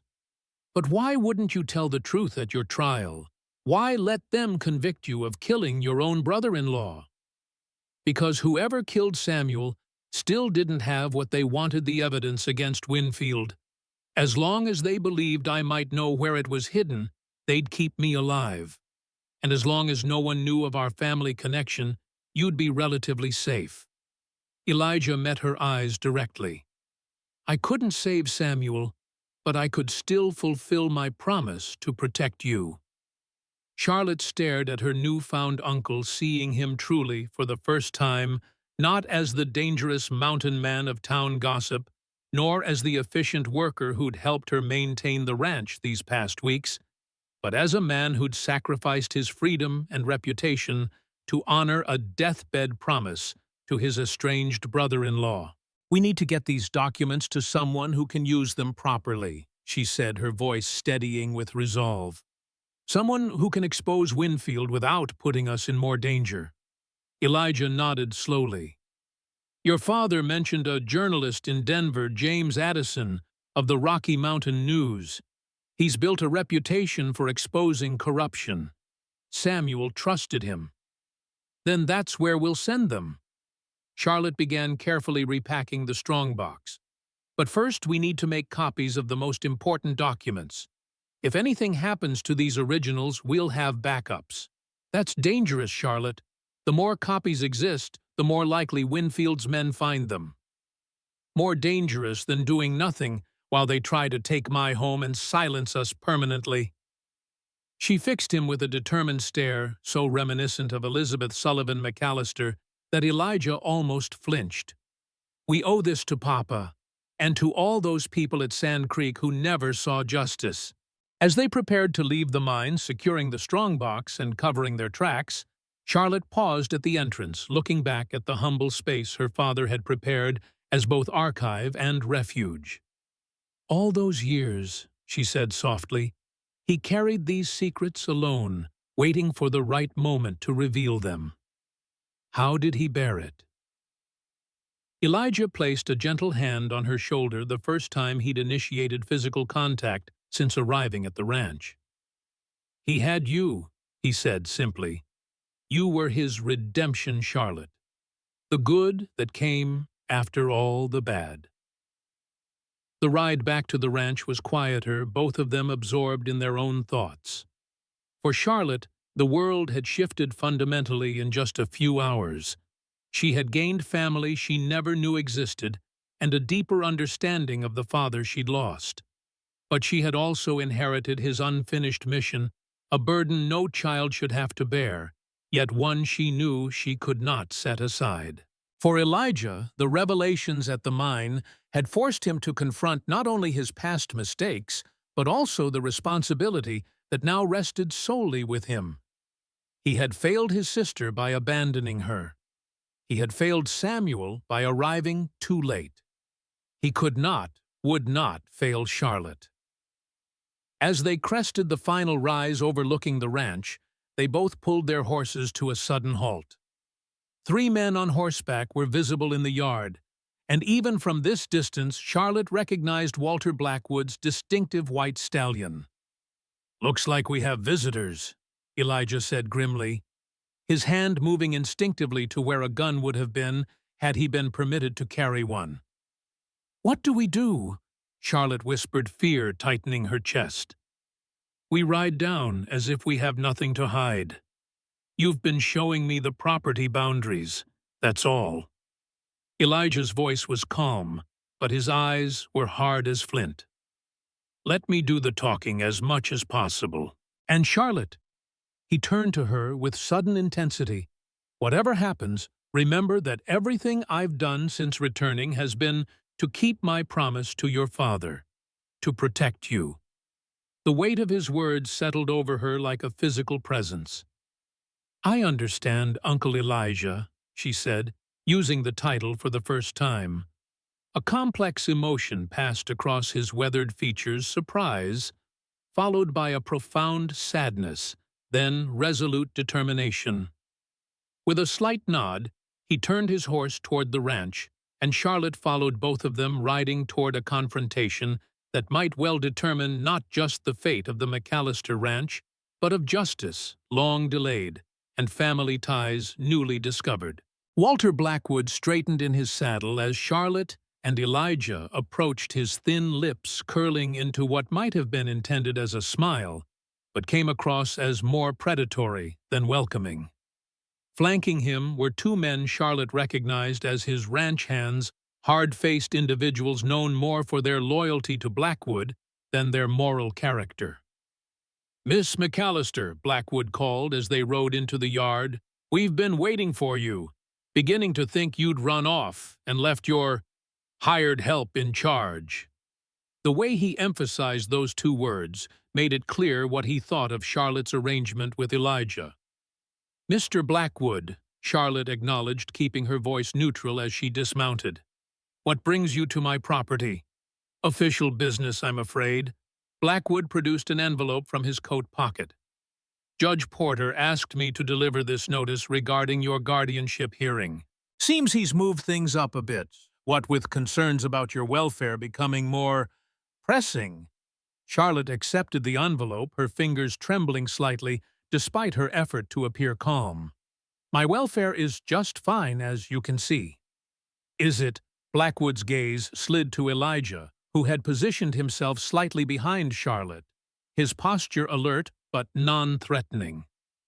Living alone with a convicted murderer doesn't strike most folks as a particularly safe arrangement for a young girl. "Mr. Rawlins works for me under legal indenture approved by the territorial court," Charlotte replied, her chin lifting slightly. "If you have concerns about the legitimacy of that arrangement, I suggest you take them up with Judge Porter directly." Blackwood's smile tightened. "Oh, I have, my dear. I most certainly have." One of Blackwood's men had been circling his horse slowly around the yard, his eyes scanning the outbuildings and the distant pasture. "Boss," he called, "looks like they've been riding toward the North Ridge. Horses are sweated up good." Charlotte felt Elijah tense behind her. "The North Ridge, you say?" Blackwood stroked his mustache thoughtfully. "Interesting choice for a ride. Not much up there, but old mine workings as I recall. Hasn't been anything worth digging in these parts for 20 years. "We were checking the property boundaries." Elijah spoke for the first time, his voice level. "Miss McAllister wanted to ensure there were no issues with the fence line after the last storm." "Is that right?" Blackwood's eyes narrowed. "Mighty considerate of you, Rawlins, taking such an interest in the McAllister property lines. Almost like you know this land better than a drifter should." The implication hung in the air, charged with suspicion. Charlotte fought to keep her expression neutral, though her heart hammered against her ribs.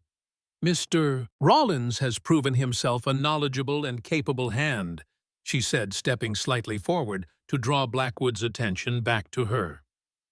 "Now, if you've delivered your notice, I believe we both have work to attend to." Blackwood chuckled, though the sound held no warmth. "Always in a rush, just like your father." His smile faded. "Samuel never did know when to slow down and consider the bigger picture. A shame, really. He might still be alive if he'd been more pragmatic." Charlotte felt, rather than saw, Elijah's minute shift behind her, a tensing of muscles, a carefully controlled reaction to Blackwood's thinly veiled reference to her father's death. "My father was the most practical man I knew," Charlotte replied, fighting to keep her voice steady. "He taught me to recognize what matters and what doesn't, to know the difference between a neighbor and someone who just wants what isn't theirs. Blackwood's face hardened momentarily before he forced his smile back into place. Well, we'll see what matters to Judge Porter at your hearing, won't we? 3 days from now, I believe the notice says. Hardly any time at all to prepare. He gathered his reins, preparing to depart. I'd start packing if I were you, Miss McAllister. The orphanage in Denver is supposed to be quite decent for what it is. Without waiting for a response, Blackwood wheeled his horse around his men, following suit. As they rode away, he called over his shoulder, "Oh, and Rollins, I'd avoid any more trips to the North Ridge if I were you. Never know when an old mine might collapse on a man with your unfortunate history." They watched in silence as the three riders disappeared down the road, dust rising in their wake.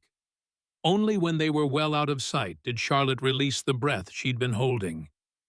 "He knows," she whispered, her hands shaking as she clutched the envelope. "Somehow he knows about the mine." "Or he's fishing," Elijah replied, his voice tight. "Either way, we need to move quickly. Open the notice."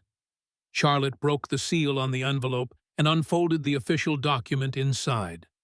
Her eyes widened as she scanned the formal language. "The hearing's been moved to day after tomorrow. That's not enough time to—" "It's deliberate," Elijah interrupted grimly. "They're trying to force a decision before we can gather support or evidence. But why? What does Blackwood gain from sending me away? He can't buy my land without my consent, guardian or no guardian." Elijah's expression darkened. "This isn't just about your land, Charlotte. It's about silencing any connection to your father's evidence against Winfield. If you're removed to Denver, I'll be reassigned to another owner, most likely Blackwood himself, given his resources. The documents will remain hidden, you'll be institutionalized, and I'll be working Blackwood's ranch until I conveniently have an accident." And the calculated cruelty of such a plan made Charlotte's blood run cold. "We need help," she said, her mind racing. "Someone in town who would believe us and has the influence to stop this." "Rebecca Simmons," Elijah suggested immediately. "She knows more than she's letting on, and she clearly cared about your father." "But can we trust her with something this dangerous?" Elijah's expression softened slightly. "Your father did. That package she gave you, he wouldn't have left it with her if he didn't trust her completely." Charlotte nodded slowly, decision crystallizing. "I'll go into town tomorrow morning. You should stay here and secure the ranch. If Blackwood's men come back—" Elijah interrupted firmly. "We don't separate. Not now. It's too dangerous. But if we're both seen in town, it might raise suspicions. And if you go alone, you'll be vulnerable." Elijah's tone made it clear this point was non-negotiable. "We ride together at first light. And Charlotte," his voice dropped, "we need to bring the most crucial documents with us. It's not safe to leave them here anymore." That night by lamplight, they carefully selected the most damning evidence from Samuel's collection, the journal pages detailing Winfield's direct orders to attack Sand Creek, despite knowing it was a peaceful camp. Sworn statements from other soldiers corroborating Samuel's account, and the original military map showing the village's location in its designated safe area. As Charlotte wrapped these precious documents in oilcloth, she glanced at Elijah, who was methodically cleaning her father's rifle, a task he performed with the practiced hands of a man long familiar with firearms, despite his status as an indentured worker technically forbidden from bearing arms. "If Papa kept these records for over 20 years, she asked, why didn't he come forward sooner? Why wait until now? Elijah's hands continued their steady work as he considered her question. After the war, there was an official investigation into Sand Creek. It was mostly a whitewash Winfield, and the others claimed they believed the village was hostile, that they'd acted in good faith. Without irrefutable evidence to the contrary, the military accepted their version. He sighted down the rifle barrel, checking for obstructions. Samuel knew his journal alone wouldn't be enough. He spent years gathering corroborating statements, tracking down other witnesses who'd left the army. He was building a case that couldn't be dismissed as one disgruntled soldier's word against decorated officers. "And now Winfield's running for governor," Charlotte murmured, understanding dawning. "Exactly. The stakes are higher, but so is public scrutiny. If these documents came to light now, with Winfield campaigning for office, the scandal would be impossible to contain." Elijah reassembled the rifle with practiced efficiency. "Your father believed the time was finally right for justice." Charlotte finished securing the package of documents, her movements deliberate and careful, mirroring the gravity of their contents. "Do you think we'll succeed where Papa failed? Will anyone believe us over someone as powerful as Winfield?" Elijah set the rifle aside and looked at her directly, his weathered face solemn in the lamplight. "I don't know," he admitted, "but I do know that your father believed some truths are worth any risk. And I believe he raised a daughter who understands that better than most." The simple statement, delivered without flourish or sentimentality, touched Charlotte deeply. For the first time since her father's death, she felt a sense of continuity, a connection not just to Samuel's values and teachings, but to a family legacy she was only beginning to understand. "Tell me more about my mother," she said suddenly, the hunger for this knowledge sharp and unexpected. "What was she like as a girl, before she met Papa?" A ghost of a smile touched Elijah's lips. Stubborn, fiercely intelligent, always with a book in her hand and an argument ready on her tongue. His eyes grew distant with memory. Elizabeth Sullivan McAllister could recite Wordsworth while mending a fence, debate theology while dressing a deer.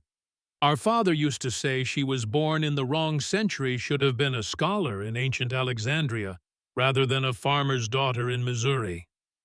Charlotte drank in these details, storing them like precious gems.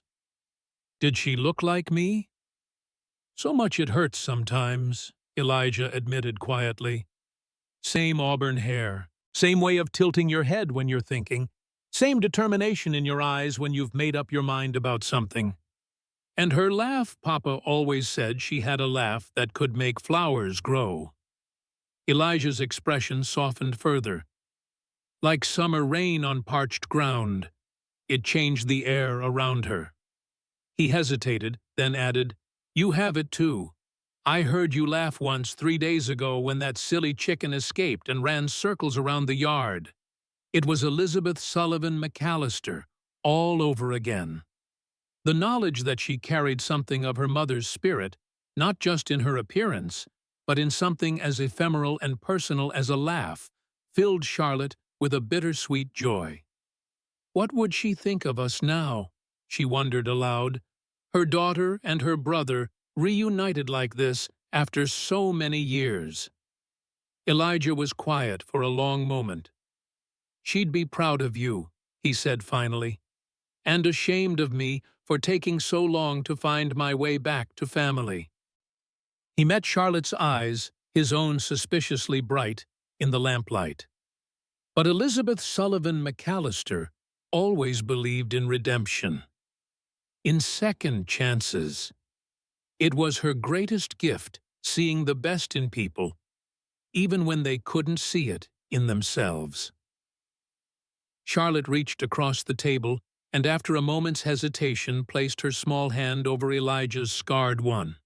It was the first time she had initiated contact between them, and she felt him tense briefly before carefully relaxing. "Tomorrow we fight for Papa's truth," she said softly. "But we're also fighting for Mama's belief in redemption, for both their legacies." Elijah nodded, unable to speak, but his hand turned beneath hers, calloused fingers gently closing around her own in silent agreement, an oath between the last two members of a family fractured by war, pride and murder, but not yet broken. Outside, the wind picked up, carrying the promise of autumn's first real chill. Inside the cabin, built by Samuel McAllister, his daughter and her uncle prepared for a battle neither had sought, but both would face with the stubborn courage that seemed to run in their shared blood, the determination to stand for truth, whatever the cost. Dawn was still an hour away when Charlotte woke to the sound of hoofbeats approaching the ranch. She scrambled from bed, heart pounding, and moved to the window in time to see a single rider dismounting in the yard. But it wasn't Blackwood or his men. Even in the dim pre-dawn light, Charlotte recognized Rebecca Simmons's erect posture and practical clothing. The older woman was tying her horse to the hitching post with brisk efficiency, glancing repeatedly toward the road as if concerned about being followed. Charlotte threw on her dress and hurried downstairs, arriving at the door just as Rebecca knocked urgently. Elijah emerged from the barn at the same moment, rifle in hand, his expression alert. "Thank goodness you're both here," Rebecca said without preamble, as Charlotte ushered her inside. "We don't have much time. Marcus Donovan's been asking questions all over town about the North Ridge mines. Says he's interested in reopening some of the old claims, but he was specifically focused on the property boundaries of the McAllister Ranch." "Donovan?" Charlotte frowned. "The blacksmith. What does he have to do with this?" "He's more than a blacksmith," Rebecca replied grimly, accepting the cup of coffee Elijah silently offered. "During the war, he served as lieutenant under Colonel Winfield. They've maintained their connection ever since." Elijah's face darkened. "I remember him now. He was at Sand Creek, one of the officers who enthusiastically carried out Winfield's orders." Rebecca's shrewd eyes assessed Elijah. "Yes, he was. Just as you and Samuel were among the few who refused to participate in the massacre." The casual confirmation that Rebecca knew far more about their situation than she should have sent a chill down Charlotte's spine. "How do you know about Sand Creek?" Charlotte demanded. "About my father's involvement." Rebecca's eyes, usually sharp with practical wisdom, now held a distant pain that made her appear much older. She set her coffee cup down with deliberate care. "Some wounds never heal, child, just become part of who we are." Her voice dropped to barely above a whisper. "I was there, not as a soldier, but with the Christian Commission. We were supposed to provide medical care to the regiment, but that day—" She paused, steadying herself. "That day, we became witnesses to butchery." She fixed Elijah with a knowing look. "I remember certain men, your father and Mr. Rawlins here, standing against the madness. I saw them trying to create a path to safety for the women and children, while men like Donovan—" Her voice hardened. "While Donovan led the slaughter with a smile on his face." She reached across the table, briefly touching Charlotte's hand. "Your father wasn't just a good man, Charlotte. He was a hero that day, though he'd never accept that title. And he paid for his decency by carrying the burden of what he saw for the rest of his life." The silence that followed her revelation was profound, broken only by the soft ticking of Samuel's clock on the mantel. "You never said anything," Elijah finally managed. "All these weeks in Cedar Ridge." "Would it have helped?" Rebecca countered. "Would announcing that I witnessed war crimes committed by men who now hold power and influence have made anyone safer?" She shook her head. "I've spent 23 years keeping my own counsel just as Samuel did, waiting and watching for the right moment." "Is that why you came to Cedar Ridge?" Charlotte asked. "To be near Papa and his evidence." "I came to start a new life after losing my husband and son at Shiloh. Finding Samuel already established here was providence, perhaps." A ghost of a smile touched Rebecca's lips. "We recognized each other immediately, though we never spoke openly about what we'd seen. Some understandings don't need words." "Did you know about the documents?" Elijah asked. "About what Samuel was planning?" Rebecca nodded. Not every detail, but enough. We had our own code over the years, certain books requested at the store, particular items ordered from Denver. I knew he was gathering evidence, building a case against Winfield and the others. She set her cup down with sudden urgency. But that's not why I'm here at this ungodly hour. Late last night, Donovan received a visitor, a man I recognized from territorial government circles. They spoke privately, but afterward Donovan began organizing a group of men. They're planning something, and I don't think we have until the guardianship hearing to worry about it. Elijah's expression hardened. They're coming for the mine. I believe so, Rebecca confirmed. Blackwood's men have been watching the North Ridge since yesterday afternoon. If they've spotted the entrance or even suspect its location, we need to get those documents to safety immediately, Charlotte said, moving toward the package they'd prepared the night before. We were planning to bring them to you today to ask your help contacting the journalist my father trusted in Denver. James Addison, Rebecca nodded. A good choice, but getting those documents to Denver may be more complicated than we anticipated. She hesitated, then continued with evident reluctance. There's something else you should know. Judge Porter was visited last night by Senator Winfield himself. He arrived on the late stage supposedly to campaign, but went directly to the judge's home. Winfield is here in Cedar Ridge. Elijah's voice was tight with controlled anger. Arrived with 2 aides who look more like hired guns than political assistants, Rebecca confirmed. They're staying at Martha Fleming's boarding house, but I'd wager they won't be sleeping much. Charlotte felt her plans crumbling around her. The powerful man her father had gathered evidence against was now in Cedar Ridge, accompanied by armed men, while Blackwood's hands watched the mine and Donovan organized a search party. The walls were closing in with frightening speed. We can't outrun them, Elijah said, voicing what they all realized. Not with Blackwood watching the roads and Winfield's men in town. No, Rebecca agreed grimly. But we can outthink them. They want those documents destroyed, and any witnesses silenced. Our advantage is that they don't know how much we know or who else might be involved. What are you suggesting? Charlotte asked, desperation edging her voice. Rebecca's eyes took on a calculating gleam that seemed out of place in a small-town shopkeeper. A diversion, and a different approach entirely than what they'll be expecting. As Rebecca outlined her plan, Charlotte found herself marveling at the complexity of the people around her. A widow shopkeeper who had witnessed war atrocities and kept secrets for decades.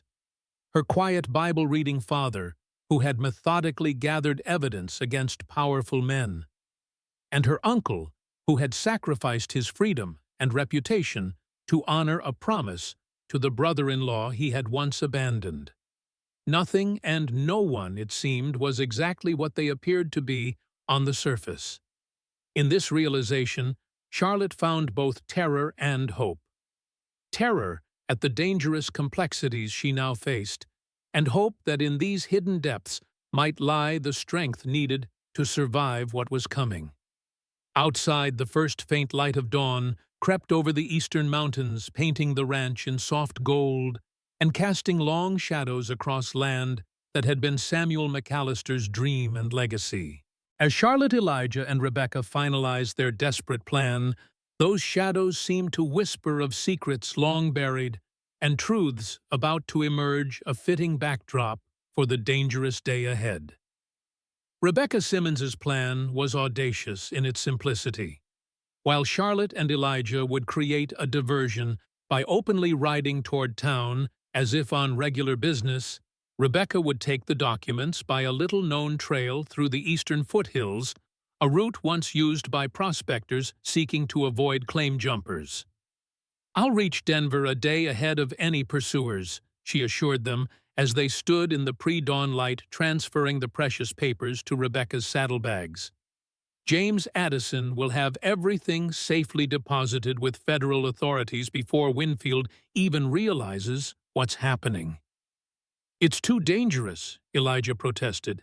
If Winfield's men catch you alone on the trail— I survived Sand Creek and 23 years of secrets, Rebecca interrupted, her voice steely. I'm not afraid of Harold Winfield or his thugs. The determined set of her jaw reminded Charlotte powerfully of her father, and she understood suddenly why Samuel had trusted this woman with his contingency plans. What about the hearing? Charlotte asked the official notice, still weighing heavy in her pocket. If we don't appear, Sheriff Miller is a good man at heart, Rebecca replied. Tell him everything. He fought in the war himself, not at Sand Creek, but he lost a brother at Shiloh. He understands the cost of following corrupt leadership. She tightened the cinch on her saddle with practiced efficiency. If he believes your story, he may be able to delay the hearing until I return with federal support. Elijah nodded grimly. And if he doesn't believe us, then stall as best you can. Rebecca mounted her horse in a single fluid motion that belied her years. And if all else fails, remember the second key to the mine. Not all the evidence is in these saddlebags. With a final nod, she turned her horse toward the eastern hills, quickly disappearing into the dawn shadows. Charlotte and Elijah watched until she was out of sight, the weight of their own mission settling heavily between them. Do you think Sheriff Miller will believe us? Charlotte asked softly. Elijah's weathered face was grave. Miller's a fair man, but he's also practical. Accusing a territorial senator of murder and war crimes is a dangerous gamble. He placed a gentle hand on her shoulder. But he'll believe you, Charlotte. You have your father's integrity written on your face. They finished their preparations in focused silence. Charlotte dressed in her best, though still modest, dress, determined to present herself as the capable young woman she needed the town to see rather than the frightened child she sometimes felt. Elijah, limited by his position as an indentured worker, could only ensure his clothing was as clean and mended as possible. As they prepared to depart, Charlotte paused in her father's bedroom, drawn to the small wooden cross he'd carved for her mother's grave. She touched it briefly, drawing strength from the connection to both her parents.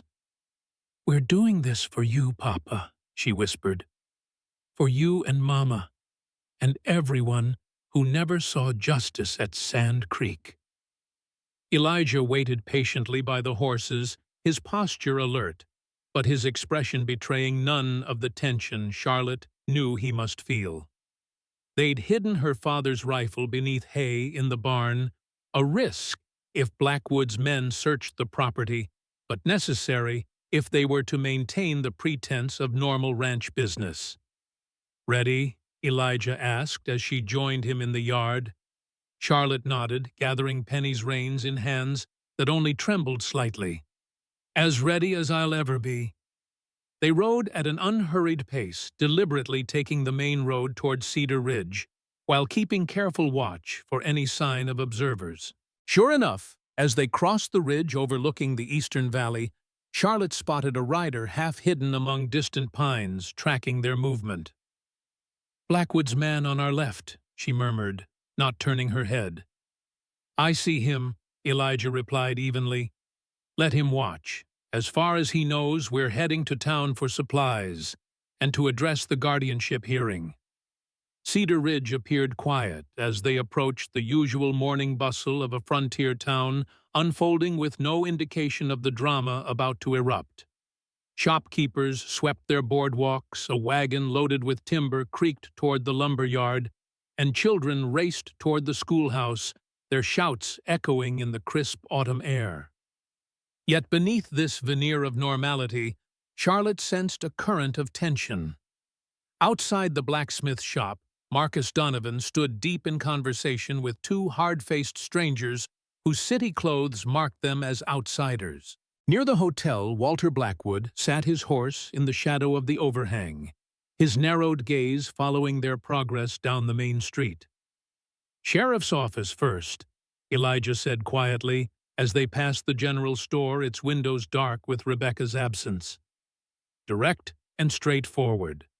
No need to mention Rebecca's part until we're sure of Miller's allegiance."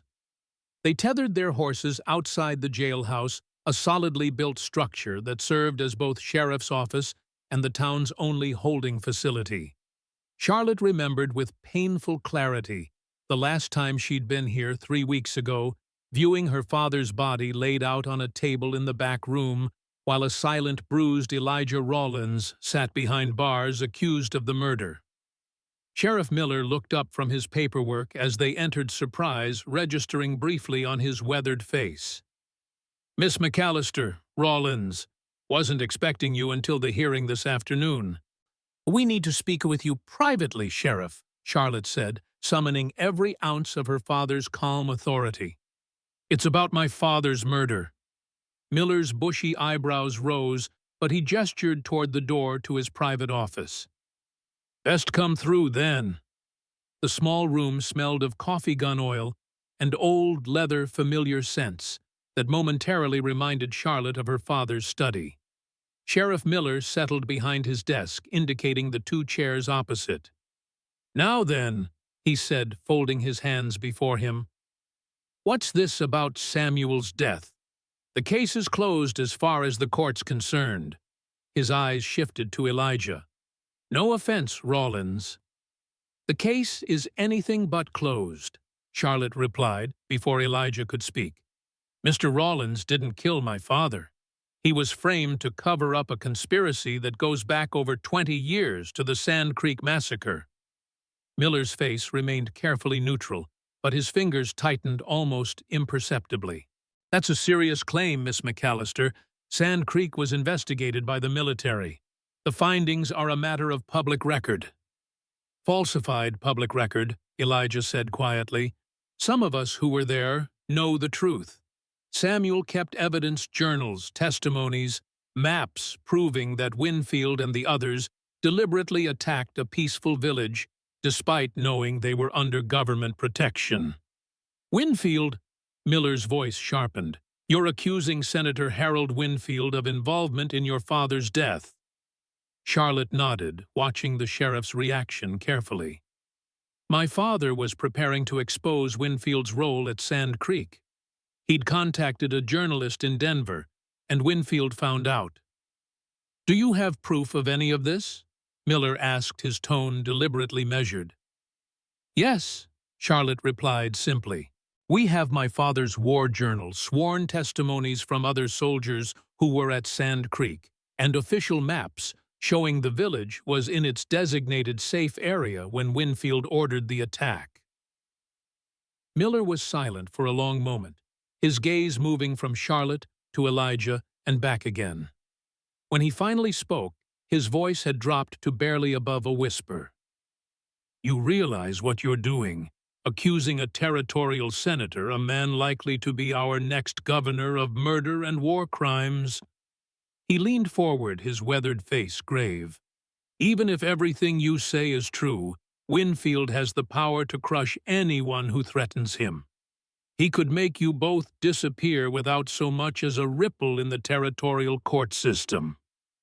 "We know the risk," Elijah said steadily, "but Samuel died for this truth. We won't let his sacrifice be in vain." Miller rubbed a hand across his face, suddenly looking much older than his years. "My brother died at Shiloh," he said quietly. "Jacob was barely 20. Followed his captain's orders into an artillery barrage, because that's what soldiers do. They trust their commanders with their lives."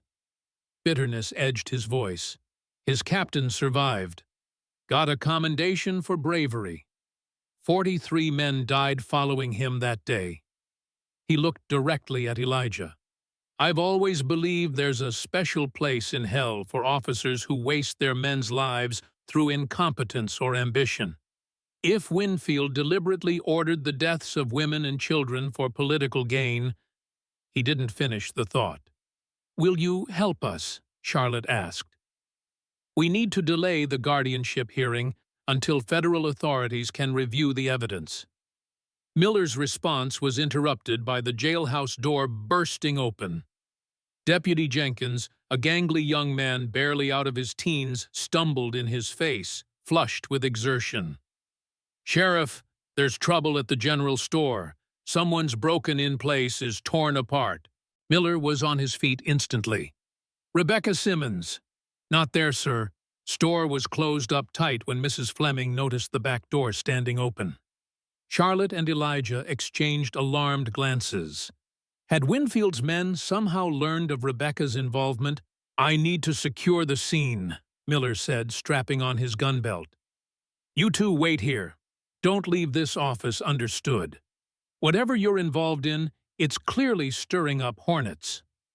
As the door closed behind him, Charlotte turned to Elijah, fear tightening her chest. "Do you think they caught Rebecca?" "Doubtful," Elijah replied, though concern lined his face. "She had too much of a head start, and she knows the eastern trails better than most." He moved to the window, peering carefully around the edge of the curtain. "But they've definitely figured out she's involved somehow. Breaking into her store means they're searching for evidence or clues to her whereabouts." "What do we do now?" Charlotte asked her father's Bible, burning a hole in the pocket of her dress where she'd secured it before leaving the ranch.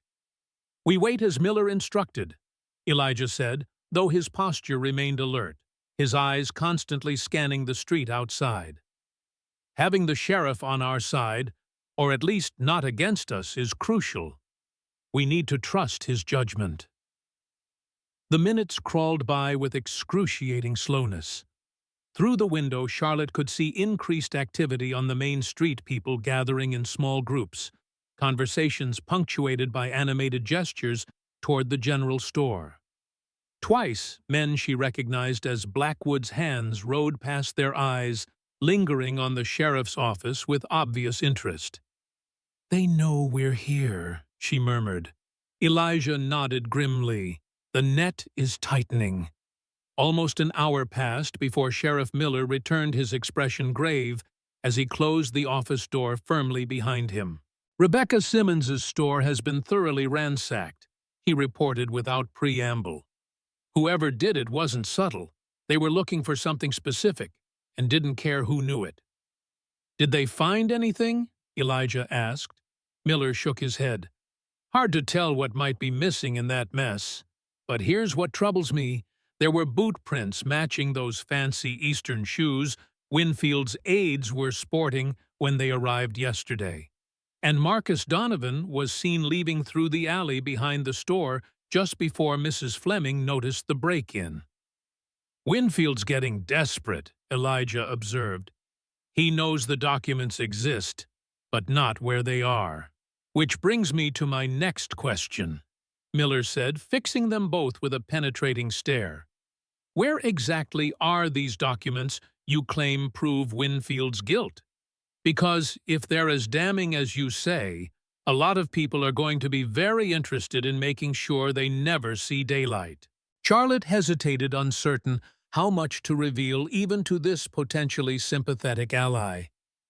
"Some are secure," Elijah answered carefully. "Others are on their way to individuals who can ensure they reach the proper federal authorities." Miller's eyebrows rose. Rebecca Simmons. The lack of denial from either of them was confirmation enough. "I see." Miller sighed heavily. "That complicates matters.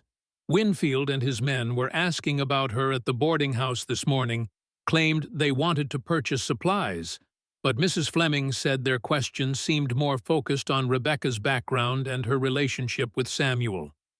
He lowered himself into his chair, steepling his fingers.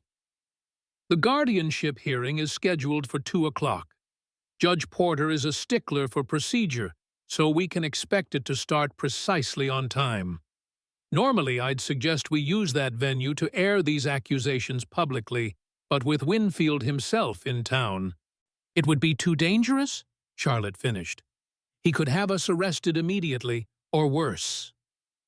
"Precisely." Miller's weathered face creased with concern. How long before Rebecca reaches Denver with the evidence? At least 2 days, even pushing hard, Elijah replied. And that's assuming she isn't delayed or intercepted. Miller nodded, his decision seemingly made. Then our priority is keeping you both safe until help arrives. The hearing can be delayed on my recommendation. I'll inform Judge Porter that there are security concerns requiring postponement. Relief washed through Charlotte, but Elijah's expression remained cautious. Winfield won't accept that easily, he warned. He'll suspect we're stalling. Likely, Miller agreed, but it buys us time. I suggest you both return to the ranch immediately. I'll assign Deputy Jenkins to accompany you officially to ensure Rawlins's compliance with his indenture terms, but really to provide an extra gun if needed. And what about Blackwood? Charlotte asked. He's had men watching our property since yesterday. Walter Blackwood may be influential, but he's still subject to territorial law, Miller replied grimly. I'll have a word with him about trespassing and intimidation. Should give him pause, at least temporarily. As they prepared to leave, Miller placed a hand on Charlotte's shoulder. Your father was a good man, Charlotte. Quiet, kept to himself mostly, but always fair and honest in his dealings. If he believed this evidence was worth dying for, he didn't finish the thought, but the meaning was clear. Outside, the morning had advanced toward noon, the autumn sun warming the dusty street despite the underlying chill in the air. Deputy Jenkins, a nervous but earnest young man, waited with their horses, his Adam's apple bobbing as he swallowed repeatedly. Sheriff says I'm to escort you home, Miss McAllister, he explained, unable to meet Elijah's intimidating gaze. Says there might be trouble. Thank you, Deputy, Charlotte replied with a gentle smile, hoping to ease his obvious discomfort. We appreciate the protection. As they mounted up, Charlotte noticed Walter Blackwood and Marcus Donovan deep in conversation outside the hotel. At their appearance, both men fell silent, watching with undisguised interest, as Charlotte, Elijah, and Jenkins prepared to depart. They had barely reached the edge of town when the sound of galloping hooves approached from behind. Charlotte turned to see one of Blackwood's ranch hands racing toward them, dust billowing in his wake. Sheriff wants you back at the office right away, the man called, reining in his lathered horse. Says it's urgent, can't wait. Deputy Jenkins frowned, his hand moving uncertainly to his holster. Sheriff Miller didn't mention any reason I'd be called back. Woman rode in from the east trail, the ranch hand replied, his expression earnest. Collapsed at the livery stable. Sheriff thinks it might be the Simmons widow. Charlotte's heart seemed to stop. Rebecca injured. That's all I know, miss. Sheriff said to hurry. Jenkins looked torn, glancing between the messenger and his charges. We should return, he said finally. If Mrs. Simmons has been hurt? No, Elijah interrupted firmly, his eyes narrowed in suspicion. Charlotte and I will continue to the ranch. You go back and check on this story, Deputy. If Rebecca has truly returned injured, send word immediately. The ranch hand's face darkened. Sheriff was clear, wanted all of you back now. And I'm clear that protecting Miss McAllister is our priority, Elijah countered. She's been threatened and harassed enough already. Jenkins swallowed nervously, clearly uncomfortable with the confrontation. Mr. Rawlins has a point, he said finally. My duty is to see them safely home. I'll return to town afterward to check on Mrs. Simmons. The ranch hand spat disgustedly to one side. Your funeral, he muttered before wheeling his horse around and galloping back toward town. That was a trap, Elijah said quietly once the man was out of earshot. Blackwood's trying to separate us from our protection, or lure us back into town where Winfield's men can deal with us more directly. Jenkins's youthful face paled. You really think they'd harm a young girl in broad daylight in the middle of Cedar Ridge? "They murdered my father and framed Mr. Rawlins for it," Charlotte replied, her voice steady despite the fear clutching at her heart. "They're desperate to silence anyone who knows the truth." The deputy straightened in his saddle, a newfound resolve hardening his features. "Then we'd best get you safely home, Miss McAllister.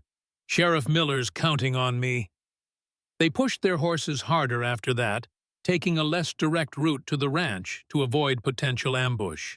Twice, Elijah spotted riders on distant ridges tracking their progress, but none moved to intercept them. The ranch appeared undisturbed when they finally arrived, though Charlotte noted fresh hoofprints in the yard. Someone had been there recently. Jenkins insisted on searching the buildings before allowing them to dismount, his earlier nervousness replaced by determined professionalism. "House is clear," he reported, returning from his inspection. "Barn, too. But someone's definitely been poking around. Drawers open in the main room, bedding disturbed." "Looking for the documents," Elijah said grimly. "Let's hope they don't realize the most damning evidence is still in the mine."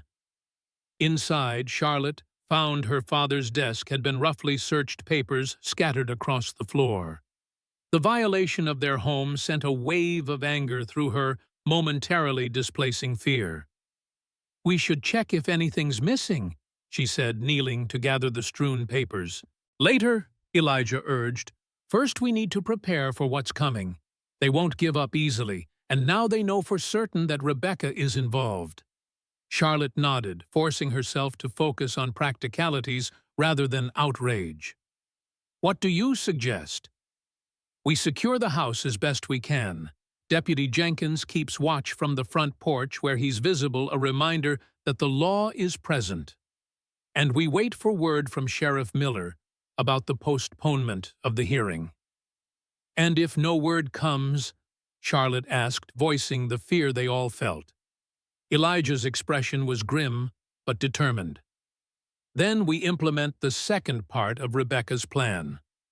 The afternoon stretched interminably, each hour marked by increasing tension. Deputy Jenkins patrolled the property perimeter at regular intervals, his youthful face set in lines of concentration. Inside, Charlotte and Elijah prepared for various contingencies, speaking little but communicating volumes through glances and nods developed during their weeks working together. By 3 o'clock, an hour passed, when the guardianship hearing should have begun. There was still no word from town. Charlotte paced by the window, anxiety gnawing at her composure. "Shouldn't we have heard something by now?" she asked, as Elijah checked the ammunition for her father's rifle, which they'd retrieved from its hiding place in the barn. "Miller might be delayed dealing with Winfield or Blackwood," Elijah replied, though his tone betrayed his own concern. "Or Jenkins's absence has complicated matters." The deputy himself appeared at the door. At that moment, his expression troubled. "Rider coming, moving fast." They joined him on the porch, watching as a lone horseman approached at a gallop. Even at a distance, Charlotte recognized Sheriff Miller's distinctive posture. "Something's wrong," Elijah murmured. "He's riding too hard for good news." Miller reined in his lathered horse, dismounting with the stiffness of a man pushing past exhaustion. His face was grim, a darkening bruise visible on his left cheekbone. "We have trouble," he announced without preamble. Judge Porter refused to postpone the hearing. Said without specific evidence of threat, he was bound to proceed according to territorial law. "But you explained the situation," Charlotte pressed. "As much as I dared in his chambers with Blackwood and Winfield's lawyer present." Miller's jaw tightened. "Porter's a good judge, but he's also practical. Accusations against a territorial senator require more than suspicions and claims of hidden evidence." "What happened to your face?" Elijah asked, noting the bruise. Miller touched it gingerly. "Had a difference of opinion with one of Winfield's aides when I suggested the senator might want to recuse himself from any involvement in the McAllister case given his historical connection to Samuel." He accepted the canteen Charlotte offered, taking a long drink before continuing. The hearing proceeded without you. In your absence, and with testimony from Blackwood about the dangerous and unsuitable living conditions here, Judge Porter had little choice. He's awarded temporary guardianship of Charlotte to Martha Fleming until permanent arrangements can be made. Charlotte felt the blood drain from her face. "They're sending me away." "Not immediately," Miller assured her. "You have until tomorrow morning to gather your belongings. Mrs. Fleming will come to collect you at 9 o'clock. "And Mr. Rawlins?" Charlotte asked, dreading the answer. "His indenture has been transferred to Walter Blackwood, effective immediately." Miller's expression conveyed his distaste for this outcome.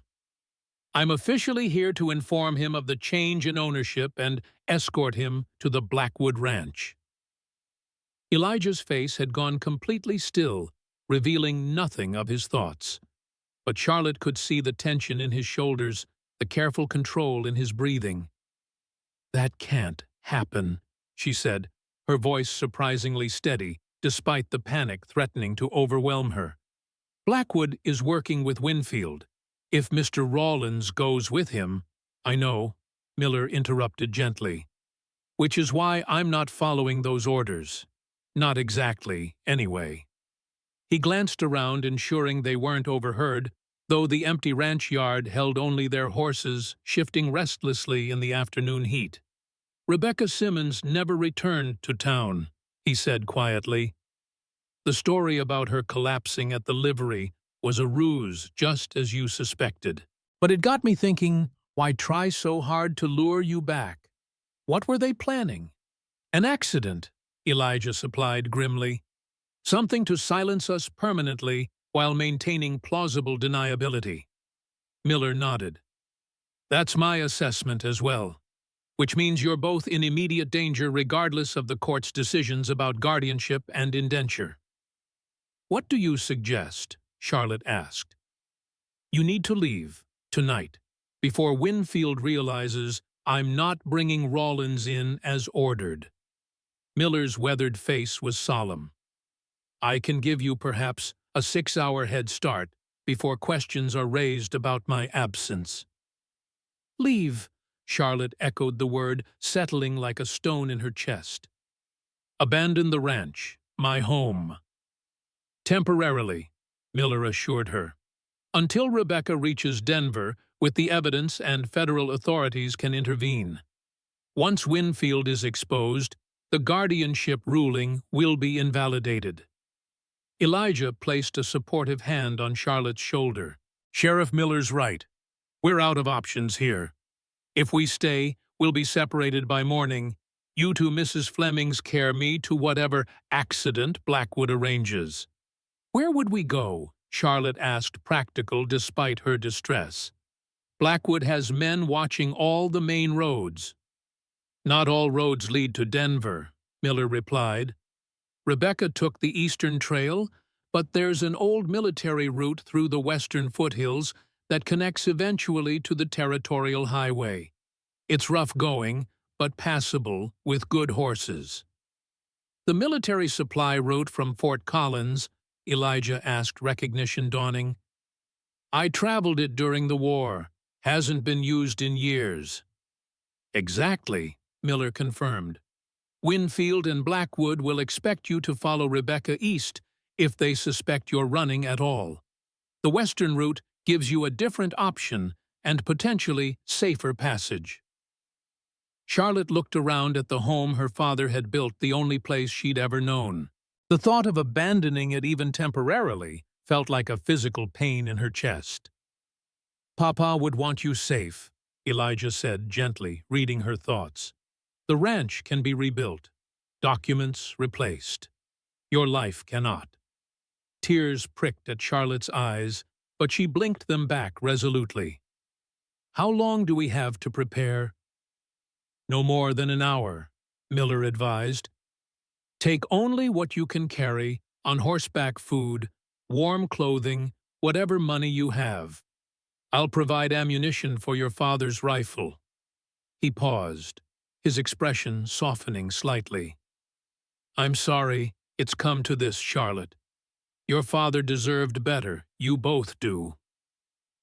As dusk gathered around the McAllister ranch, Charlotte moved through the rooms of her childhood home, selecting the few precious items she couldn't bear to leave behind: her mother's hairbrush, her father's pocket watch, the small wooden horse Elijah had carved during those nights he couldn't sleep. Each item she wrapped carefully and placed in her saddlebags, alongside practical necessities for the journey ahead.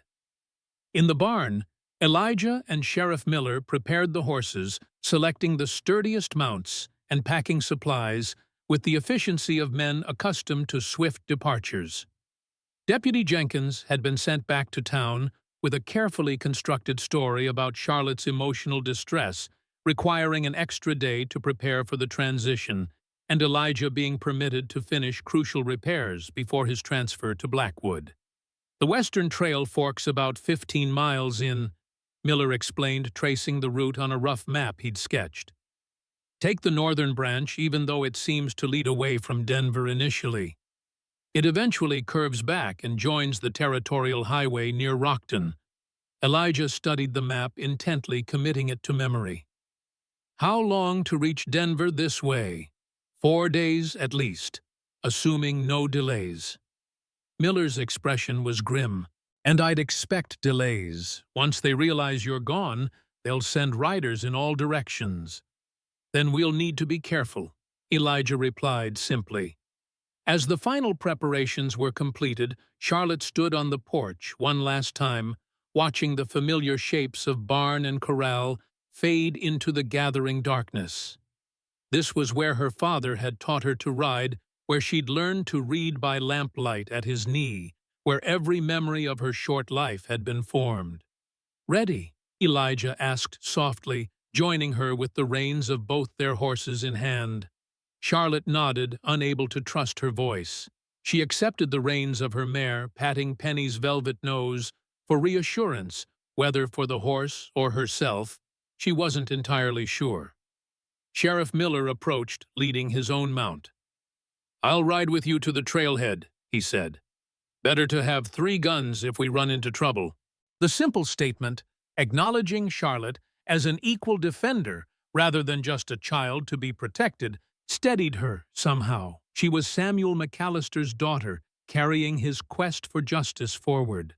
Her fear and grief had no place in this moment of action. With a final glance at the darkened windows of her home, Charlotte mounted Penny and turned the mare's head toward the western foothills, where a narrow trail barely visible in the moonlight represented their best hope for escape and survival. They rode in silence, each lost in their own thoughts, as they navigated by moonlight. Sheriff Miller led the way, his experienced eye picking out the safest path through increasingly rugged terrain. Elijah rode just behind Charlotte, his posture alert despite the weariness that must have plagued him after the day's tensions. The night air grew colder as they climbed, the scent of pine and sage sharp in Charlotte's nostrils. Overhead stars emerged in breathtaking clarity, indifferent to the human drama unfolding beneath their ancient light. After nearly 3 hours of steady riding, Miller raised his hand, signaling a halt. They had reached a rocky outcropping overlooking a narrow valley, the trail ahead barely discernible in the darkness. "The old military route begins just beyond that stand of pines," Miller said, pointing. "Follow it northwest until you reach the fork I mentioned. Remember, take the northern branch even though it seems wrong." Elijah nodded, memorizing the landmarks. "And you'll return to town." "By dawn," Miller confirmed. "I'll claim I delivered you to Blackwood's ranch as ordered, then got delayed by a broken shoe on my horse. Should buy you a few more hours before anyone realizes you're truly gone." He reached into his saddlebag, withdrawing a small package wrapped in oilskin. "Extra ammunition and some jerky my wife prepared. It isn't much, but it might make the difference if you're forced to lay low for a spell." Charlotte accepted the package, touched by this final kindness. "Thank you, Sheriff, for believing us, for risking your position to help." Miller's weathered face softened in the moonlight. "Your father stood for what was right, even when it cost him everything. Least I can do is honor that example." He glanced at Elijah. "And perhaps make amends for a justice system that failed you both." Elijah extended his hand, which Miller clasped firmly. No words were needed between the men. Both understood the weight of obligation and honor that drove their actions. With a final nod, Miller turned his horse back toward Cedar Ridge, leaving Charlotte and Elijah alone at the trailhead, the vast Colorado wilderness stretching before them like an uncertain promise. Dawn found them deep in the western foothills, following a trail so overgrown it was sometimes more intuition than visible path. They had pushed hard through the night, stopping only briefly to rest the horses and consult Miller's crude map. As the first pale light filtered through the pines, Elijah signaled a halt in a small clearing beside a stream. "We'll rest here for an hour," he said, dismounting stiffly. "The horses need water and we should eat something." Charlotte nodded, too exhausted for words. The emotional toll of leaving her home, combined with the physical strain of night riding through rough terrain, had drained her completely. She slid from Penny's back, her legs nearly buckling as they touched solid ground. Elijah caught her elbow, steadying her with a gentle grip. "Easy," he murmured. "Sit. I'll tend the horses." Charlotte sank gratefully onto a fallen log, watching through half-closed eyes as Elijah efficiently unsaddled the horses and led them to drink. There was comfort in his quiet competence, a reassurance that despite everything that had happened, she wasn't facing this journey alone. The cold stream water revived her somewhat when she finally roused herself to drink and splash her face. Elijah produced hardtack and jerky from their provisions, a meager breakfast, but sustaining nonetheless. "How much farther to the fork?" Sheriff Miller mentioned, Charlotte asked as they ate. "Another few hours, I'd guess." Elijah studied the lightening sky with a practiced eye. "We should reach it by midday if we maintain our pace." Charlotte nodded, forcing herself to consider their situation practically despite her exhaustion. "Do you think they've discovered we're gone yet?" "Possibly. Depends how early Blackwood sent men to watch the ranch." Elijah's expression was grim. "But even if they know, they'll likely assume we followed Rebecca east. It should take them time to realize we've taken the western route." "And Rebecca, do you think she's reached Denver safely?" Elijah considered this, his weathered face thoughtful. "Rebecca Simmons strikes me as a woman who survives, and she knows the eastern trails better than most." He offered a rare, faint smile. "If anyone can get those documents to James Addison, it's her." They rested in companionable silence for a while, the gentle gurgle of the stream and the soft nickering of the horses, the only sounds in the forest clearing. Despite their dire circumstances, Charlotte found an unexpected peace in this moment, a connection to her uncle that transcended words. "Tell me more about my mother," she said suddenly, the request emerging unbidden from some deep well of need within her. "What was she like, as a young woman before she met Papa?" Elijah's eyes softened with memory. "Elizabeth Sullivan McAllister loved music, could play the piano beautifully, though we rarely had access to one growing up. She'd hum constantly while cooking, while mending, while walking to town." His voice took on a wistful quality. "She had perfect pitch. Our father used to say she could tune a fiddle just by listening to the first note." Charlotte drank in these details, forming a more complete picture of the woman who had given her life. "Did she look like me?" "So much it startles me sometimes," Elijah admitted.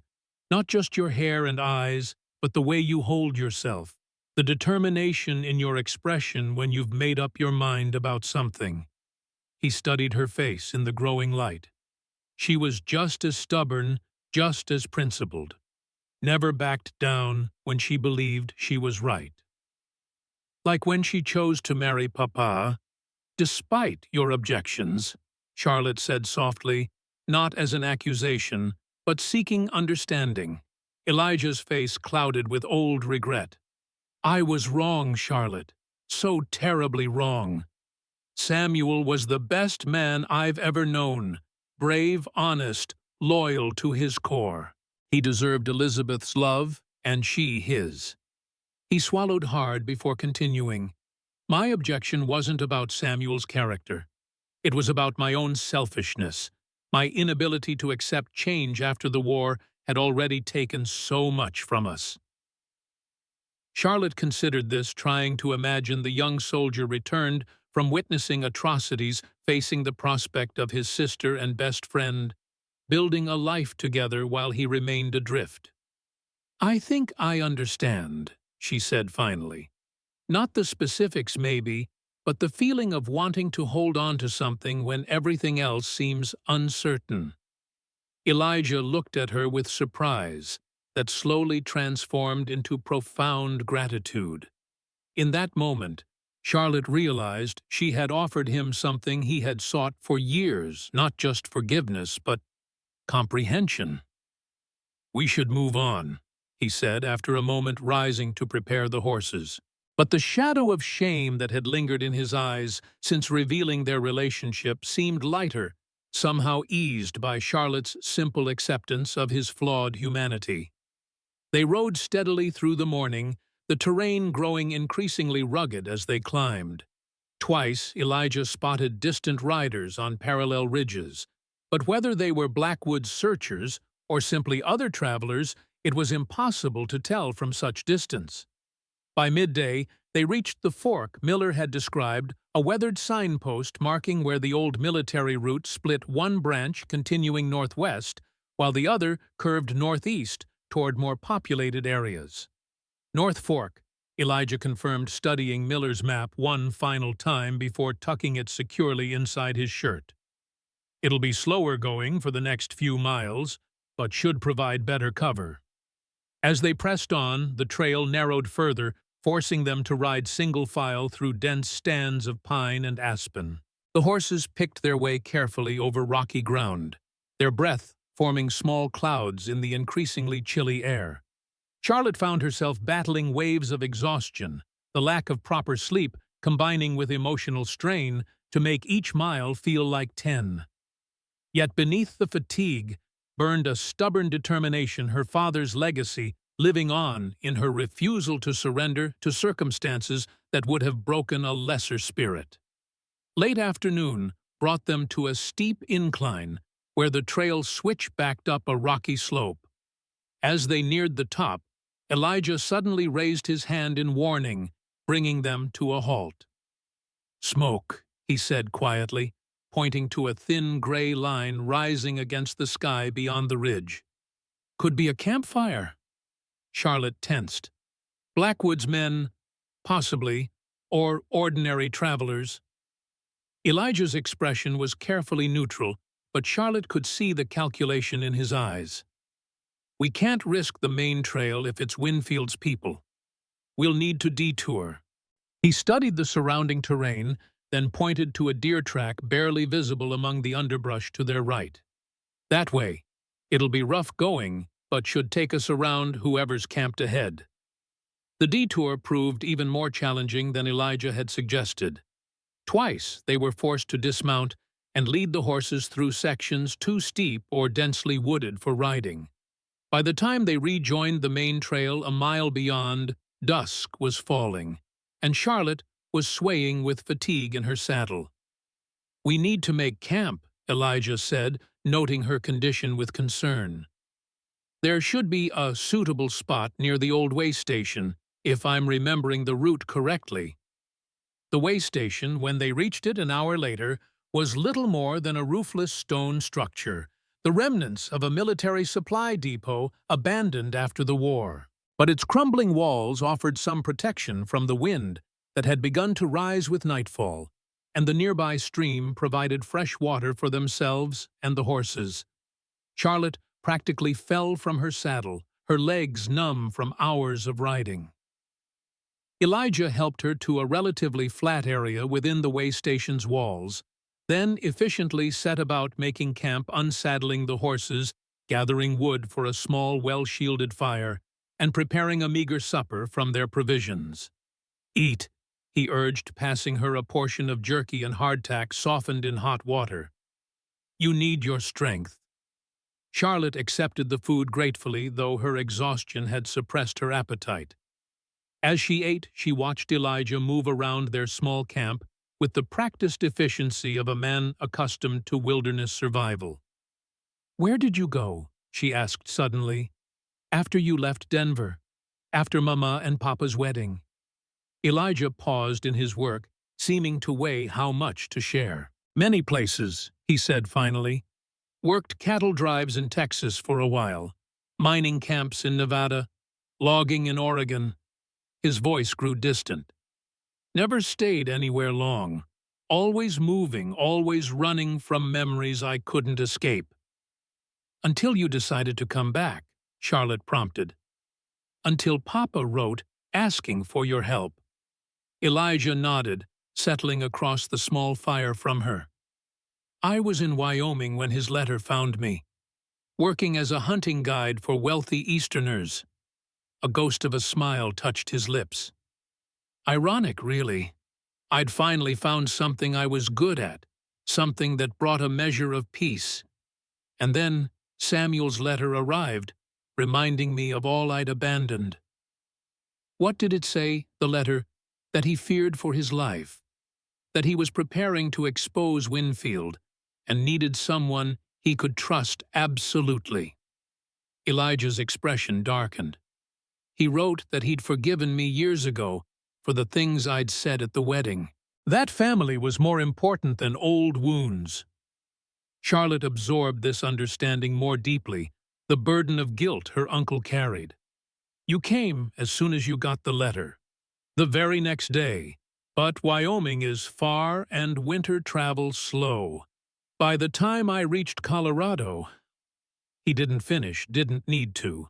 The outcome was etched in both their memories. They sat in silence for a while, the small fire crackling between them, each lost in private thoughts. Finally, Charlotte asked the question that had been troubling her since learning of their relationship.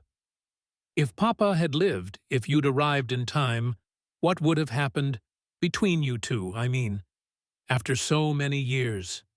Elijah considered this, his weathered face solemn in the firelight. "I don't know," he admitted.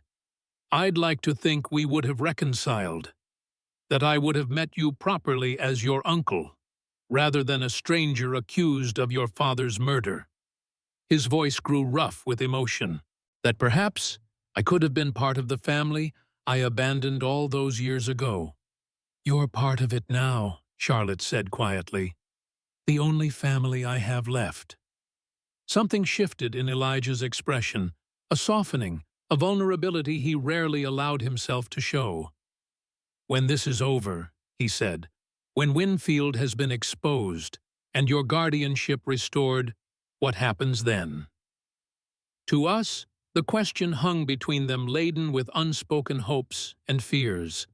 Charlotte realized that Elijah, for all his strength and capability, was uncertain of his place in her future, afraid, perhaps, that once justice was secured, she might have no further need of the uncle who had been absent for so much of her life.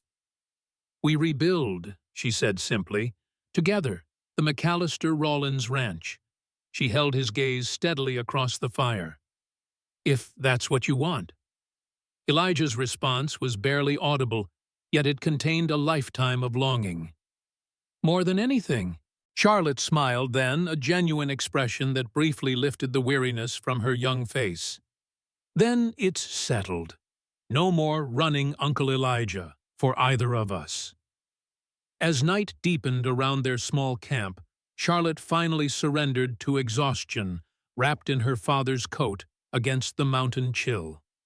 Her last conscious awareness was of Elijah sitting vigilant by the fire rifle across his knees, his profile etched against the darkness like a guardian spirit from one of her father's Bible stories, steadfast, watchful, and finally, irrevocably, home.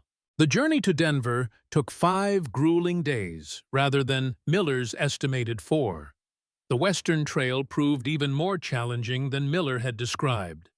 On the second day, they encountered a rock slide that forced them to backtrack and find a precarious alternate path around a steep ravine.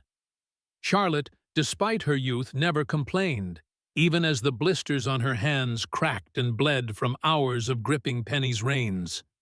"You ride like someone twice your age," Elijah observed during a brief rest, while the horses drank from a mountain stream. "Your father taught you well." "He said a McAllister needs to be tougher than the land," Charlotte replied, wincing as she flexed her stiffened fingers. "Otherwise, the land wins." Their most harrowing moment came on the 4th day when they spotted 6 riders moving purposefully along the valley below them. Even from a distance, Charlotte recognized Walter Blackwood's white stallion. "They've figured out we took the western route," Elijah said grimly, pulling their horses into the shadow of an overhanging cliff. "We need to find cover." They spent 6 tense hours huddled in a narrow cave, speaking in whispers, hands never far from their weapons. The sound of hoofbeats passing so close, they could hear the men's voices, nearly stopped Charlotte's heart. "I could have sworn I saw tracks heading up that way," a gruff voice said. "Boss wants the girl alive," another voice replied. "But said Rollins won't be missed if there's an accident." "An accident with a bullet between the eyes," the first voice laughed coldly. Charlotte met her uncle's gaze in the dim light, seeing her own fear reflected there, but also unwavering resolve. They would survive this. They had to. That night, they traveled under moonlight, Elijah leading them on a treacherous path, higher into the mountains, away from the search parties below. When morning came, Denver was visible in the far distance, shimmering like a mirage beyond an expanse of wilderness that suddenly seemed insurmountable. "We'll make it," Elijah said, reading her thoughts. "We're McAllisters, and Sullivans, too." It was the first time he had claimed his family name aloud since revealing their relationship, and Charlotte found unexpected strength in the simple acknowledgement of their shared blood. Twice they were forced to hide for hours, while search parties passed nearby, and once a sudden autumn storm confined them to the shelter of a cave for nearly a full day, the driving rain making the trail impassable. But on the morning of the 6th day, they crested a final ridge and saw Denver spread before them in the valley below, smoke rising from countless chimneys into the clear mountain air. "We made it," Charlotte breathed relief, weakening her voice. Elijah nodded, his expression cautiously hopeful. "Now we need to find James Addison at the Rocky Mountain News and pray that Rebecca reached him safely with the documents." They approached the city, carefully avoiding main roads until they reached the outskirts. Denver in 1887 was a bustling hub of commerce and politics, its streets crowded with wagons, carriages, and pedestrians of all descriptions. After days in the wilderness, the noise and activity were almost overwhelming to Charlotte's senses. The offices of the Rocky Mountain News occupied a substantial brick building on a busy corner. Charlotte and Elijah tethered their horses nearby, both acutely aware of how travel-worn and disheveled they must appear to the well-dressed city folk passing by. Inside, a harried clerk looked up from his desk, his eyebrows rising at their appearance. "Can I help you?" he asked, skepticism evident in his tone. "We need to speak with James Addison," Elijah replied. "It's a matter of some urgency." The clerk's expression didn't change. "Mr. Addison is extremely busy preparing tomorrow's edition. Perhaps you could leave a message." Tell him it concerns Samuel McAllister and the Sand Creek documents, Charlotte interjected, stepping forward. He'll want to see us immediately. At the mention of Sand Creek, the clerk's demeanor shifted subtly. Wait here, he said, rising from his desk and disappearing through a door at the rear of the office. Minutes later, a tall man with a neatly trimmed beard and ink-stained fingers emerged. James Addison was younger than Charlotte had expected, perhaps in his early 30s, but his eyes held the sharp intelligence of a man who had seen more of the world than his years might suggest. You mentioned Samuel McAllister, he asked without preamble, studying them both intently. I'm his daughter Charlotte, she replied, meeting his gaze directly. This is my uncle Elijah Rawlins. We've come about the documents my father was compiling against Senator Winfield. Addison's expression remained carefully neutral, but he gestured toward the door he'd emerged from. Perhaps we should continue this conversation in my office. The small room was cluttered with papers, books, and newspapers stacked in precarious towers.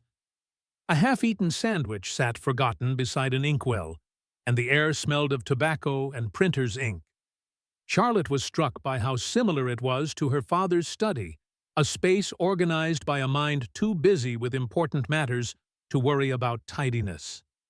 Addison studied them both with shrewd journalist's eyes that missed nothing from their travel-worn clothing to the protective way Elijah positioned himself slightly in front of Charlotte. You've come a long way at considerable risk, he observed, clearing files from 2 chairs. Please sit. He offered them each a glass of water, which Charlotte accepted gratefully, her throat parched from days of trail dust. I received a letter from Samuel McAllister approximately 5 weeks ago. Addison began withdrawing a folded paper from his desk drawer. He wrote, and I quote, "The time has come for certain truths to be known. Truths that powerful men have kept buried for over 20 years. The blood of innocent women and children cries out from Sand Creek, and I can no longer silence their voices in my conscience." He looked up from the letter. Powerful words from a man I'd never met. Yet something in his writing convinced me this wasn't the rambling of a madman or a mere political grudge. 2 days later, I replied, agreeing to meet him. 3 days after that, I received word he'd been murdered. The journalist leaned forward, his expression intense. The official report claimed a mountain man killed him in a robbery gone wrong. But robberies rarely involve 2 precise shots to the chest and no stolen valuables. It had all the hallmarks of an execution. It was, Charlotte said quietly, orchestrated by Senator Winfield because my father was going to expose what really happened at Sand Creek. Addison's gaze shifted to Elijah. And you, sir, were the convenient scapegoat, found unconscious at the scene covered in blood, a stranger with no connections or influence, the perfect suspect. I was Samuel's brother-in-law, Elijah replied, his voice steady. Elizabeth Sullivan McAllister was my sister Charlotte's mother. Addison's eyebrows rose in genuine surprise. That wasn't in any of the reports. It wasn't meant to be, Elijah said. As long as Winfield thought I was just a drifter with no knowledge of Samuel's evidence, Charlotte remained relatively safe. The journalist nodded slowly, processing this information. And now, what's changed? Charlotte explained Rebecca's plan, the guardianship hearing, and their desperate escape across the western trails. As she spoke, Addison took rapid notes, occasionally interrupting with clarifying questions that revealed a mind constantly connecting pieces of a larger puzzle. Remarkable, he said when she finished. Truly remarkable. 3 ordinary people, a shopkeeper, a 12-year-old girl, and a man wrongly convicted, outmaneuvering a territorial senator, a wealthy rancher, and their hired guns. He reached into a locked cabinet behind his desk and withdrew a leather portfolio. Which brings us to what Samuel was protecting all these years. I received a letter from Samuel McAllister approximately 5 weeks ago. He began watching their reactions closely. He indicated he had evidence regarding the Sand Creek massacre that could prevent a grave injustice in the upcoming territorial elections. Before I could arrange to meet him, I learned of his unfortunate death. His gaze sharpened. The official report indicated he was murdered by a mountain man named Rawlins. I assume that would be you. I was falsely accused, Elijah replied evenly, framed to cover Winfield's involvement in Samuel's murder. Addison nodded slightly, as if this confirmed something he'd already suspected. And the documents Samuel mentioned, do you have them? Rebecca Simmons was bringing them to you, Charlotte said. She left Cedar Ridge 6 days ago, traveling east. Has she arrived? A shadow crossed Addison's face. No one by that name has contacted me. However, he hesitated, glancing toward his office door to ensure it remained closed. 3 days ago, a package was delivered by courier. No sender identified, but it contained what appeared to be military journal entries and sworn testimonies regarding Sand Creek. He leaned forward, lowering his voice. Most significantly, it contained a map with Colonel Winfield's signature, showing he knew the exact location of the peaceful camp before ordering the attack. Relief washed through Charlotte. Rebecca made it, at least far enough to send the documents safely. But where is she now? Elijah asked, concern evident in his voice. Addison shook his head. I can't say. The courier claimed the package was delivered to his office with payment and instructions. He never saw the sender. A heavy silence fell as they all considered the implications. Had Rebecca been intercepted after dispatching the evidence, or had she simply taken precautions to protect herself by remaining anonymous?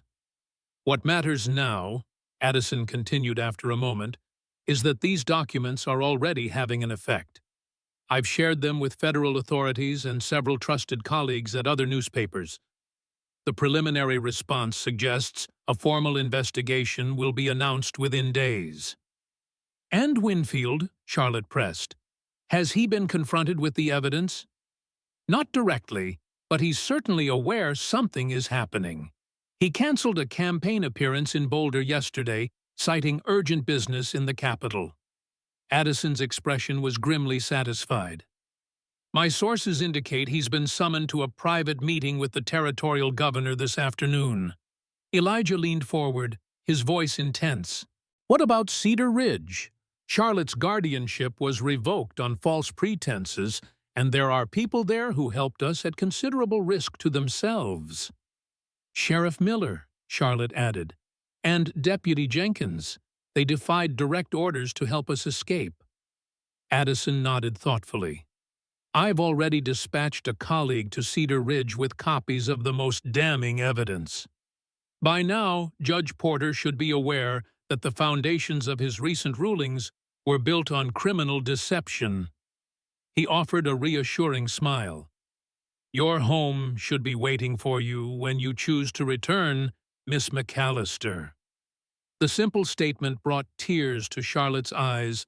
Home, the ranch, the life her father had built, all still there, despite everything that had happened. And what of Rebecca? Elijah asked, unwilling to celebrate, while their ally's fate remained unknown. I've made inquiries along the eastern routes, Addison replied. So far, no word of a woman matching her description, either traveling or otherwise.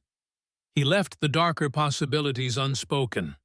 But Rebecca Simmons strikes me as a resourceful woman based on what you've told me. I wouldn't count her out just yet. As they prepared to leave, Addison provided them with a letter of introduction to a respectable boarding house where they could rest and recover from their journey. Stay in Denver until the investigation is formally announced, he advised. Safer that way for everyone concerned. Outside, the afternoon sun bathed Denver's streets in golden light, the city continuing its bustling rhythms unaware of the political earthquake about to shake the territorial government. Charlotte and Elijah walked their horses toward the boarding house, both too emotionally and physically exhausted for further conversation.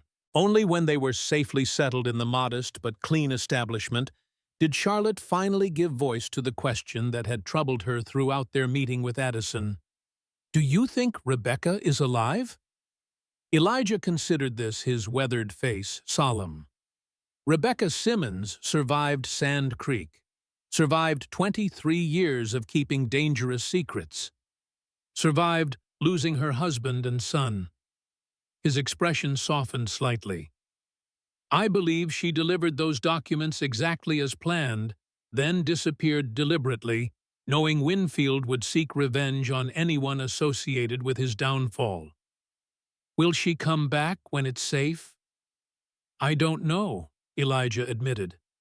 "Some wounds run too deep to risk reopening, even when the danger has passed."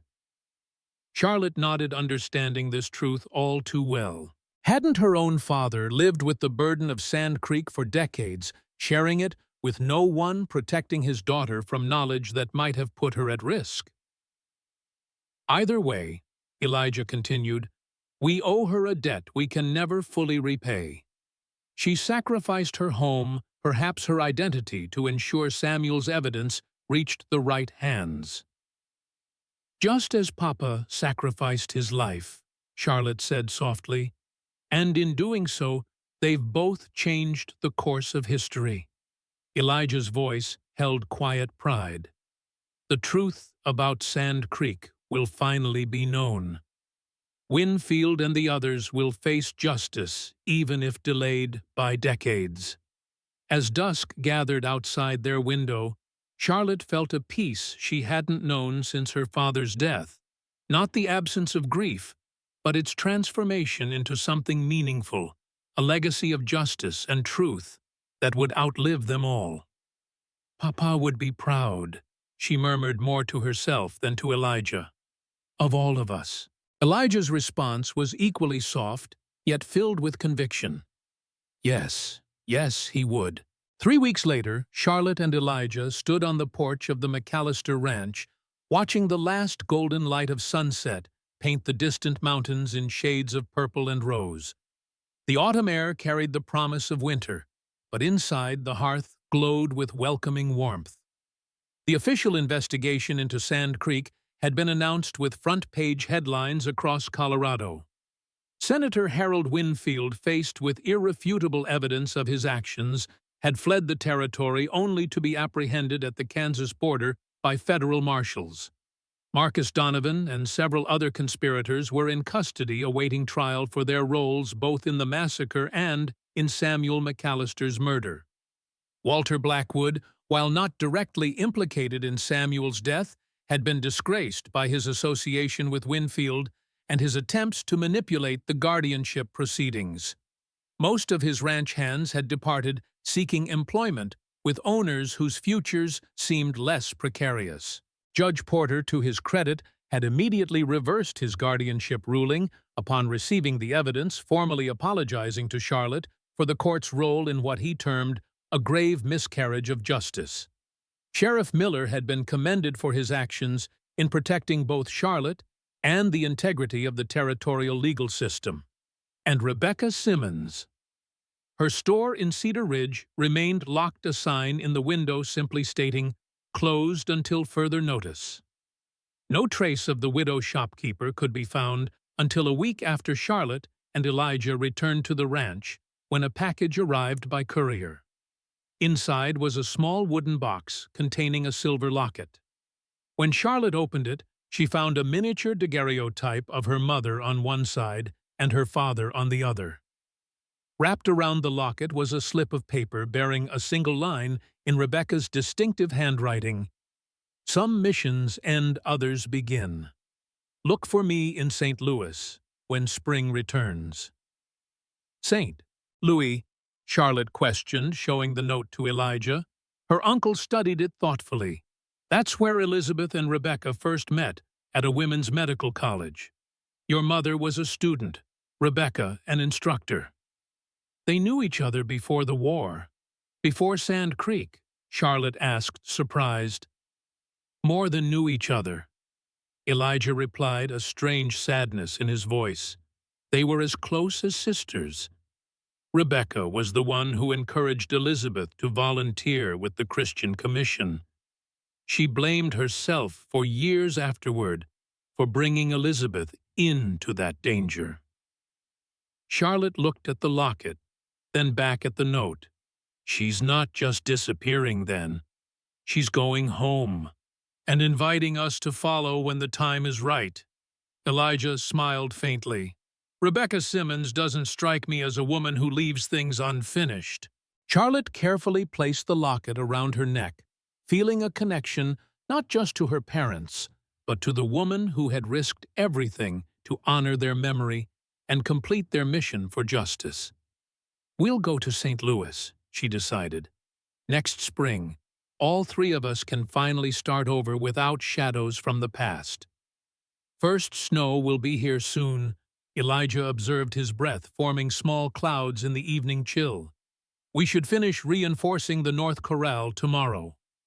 Charlotte nodded, smiling at the easy way they had fallen into planning their work together, their partnership now officially recognized by territorial courts as a family guardianship rather than an indenture. Elijah Rawlins was no longer a convicted murderer, but a respected rancher, his name cleared and his position as Charlotte's uncle and guardian legally established. I found something today, she said, reaching into her pocket and withdrawing a small wooden object. When I was cleaning Papa's desk. Elijah accepted the item, a meticulously carved wooden horse, similar to the one he had been creating that night by moonlight, but older, the wood darkened with age and handling. I made this, he said softly, turning it over in his scarred hands, for Elizabeth, when she told us she was expecting a child. His voice roughened with emotion. Your father kept it all these years. He kept everything that connected to Mama, Charlotte replied. Every letter, every gift, every memory. He never stopped loving her. Elijah returned the carving to Charlotte, his eyes suspiciously bright in the fading light. Keep it. It was always meant for you anyway, a gift from an uncle you hadn't met yet. Charlotte tucked the horse carefully back into her pocket, a tangible link to both her parents and to the uncle she had found through such unlikely circumstances. I've been thinking, she said after a moment, about what happens next spring. Oh! Elijah's eyebrow rose questioningly. I'd like to plant a proper garden. Vegetables, yes, but flowers too. Mama loved flowers, you said. Charlotte's expression was both wistful and determined. And maybe we could add a room to the house for a proper study with bookshelves for Papa's library. Elijah smiled, a full, genuine expression that transformed his weathered features. Building, not just surviving. I like that idea. And, Charlotte continued, suddenly hesitant, I've had a letter from Bess Jenkins, the deputy's sister. She teaches at the school in Cedar Ridge. Says I could resume my education there, riding in 3 days a week during good weather. You should accept, Elijah said immediately. Your father would want that. Your mother, too. Charlotte nodded, relieved by his support. I thought, perhaps, during winter evenings, you might teach me more about the stars. Papa said you always knew them better than anyone. Something shifted in Elijah's expression. Pride, perhaps? Or simple happiness at being needed for more than just his strength and practical skills. I'd like that, he said quietly. As darkness settled fully around the McAllister ranch, neither Charlotte nor Elijah felt compelled to move inside just yet. The night held no terrors for them, now only peace and the promise of a future built on truth, rather than secrets, on family restored, rather than lost. Somewhere in the distance an owl called into the gathering night, not the mournful cry Charlotte had once perceived, but a wild, free declaration of life, continuing of nature's cycles, unbroken, despite human dramas played out beneath indifferent stars. "We'll be all right," Charlotte said softly, more statement than question. Beside her, Elijah Rawlins, no longer the infamous mountain man, but simply her uncle, her family, her home, nodded in quiet agreement. "Yes," he replied, his voice carrying the certainty of a promise long in the making, but finally irrevocably fulfilled. "Yes, we will."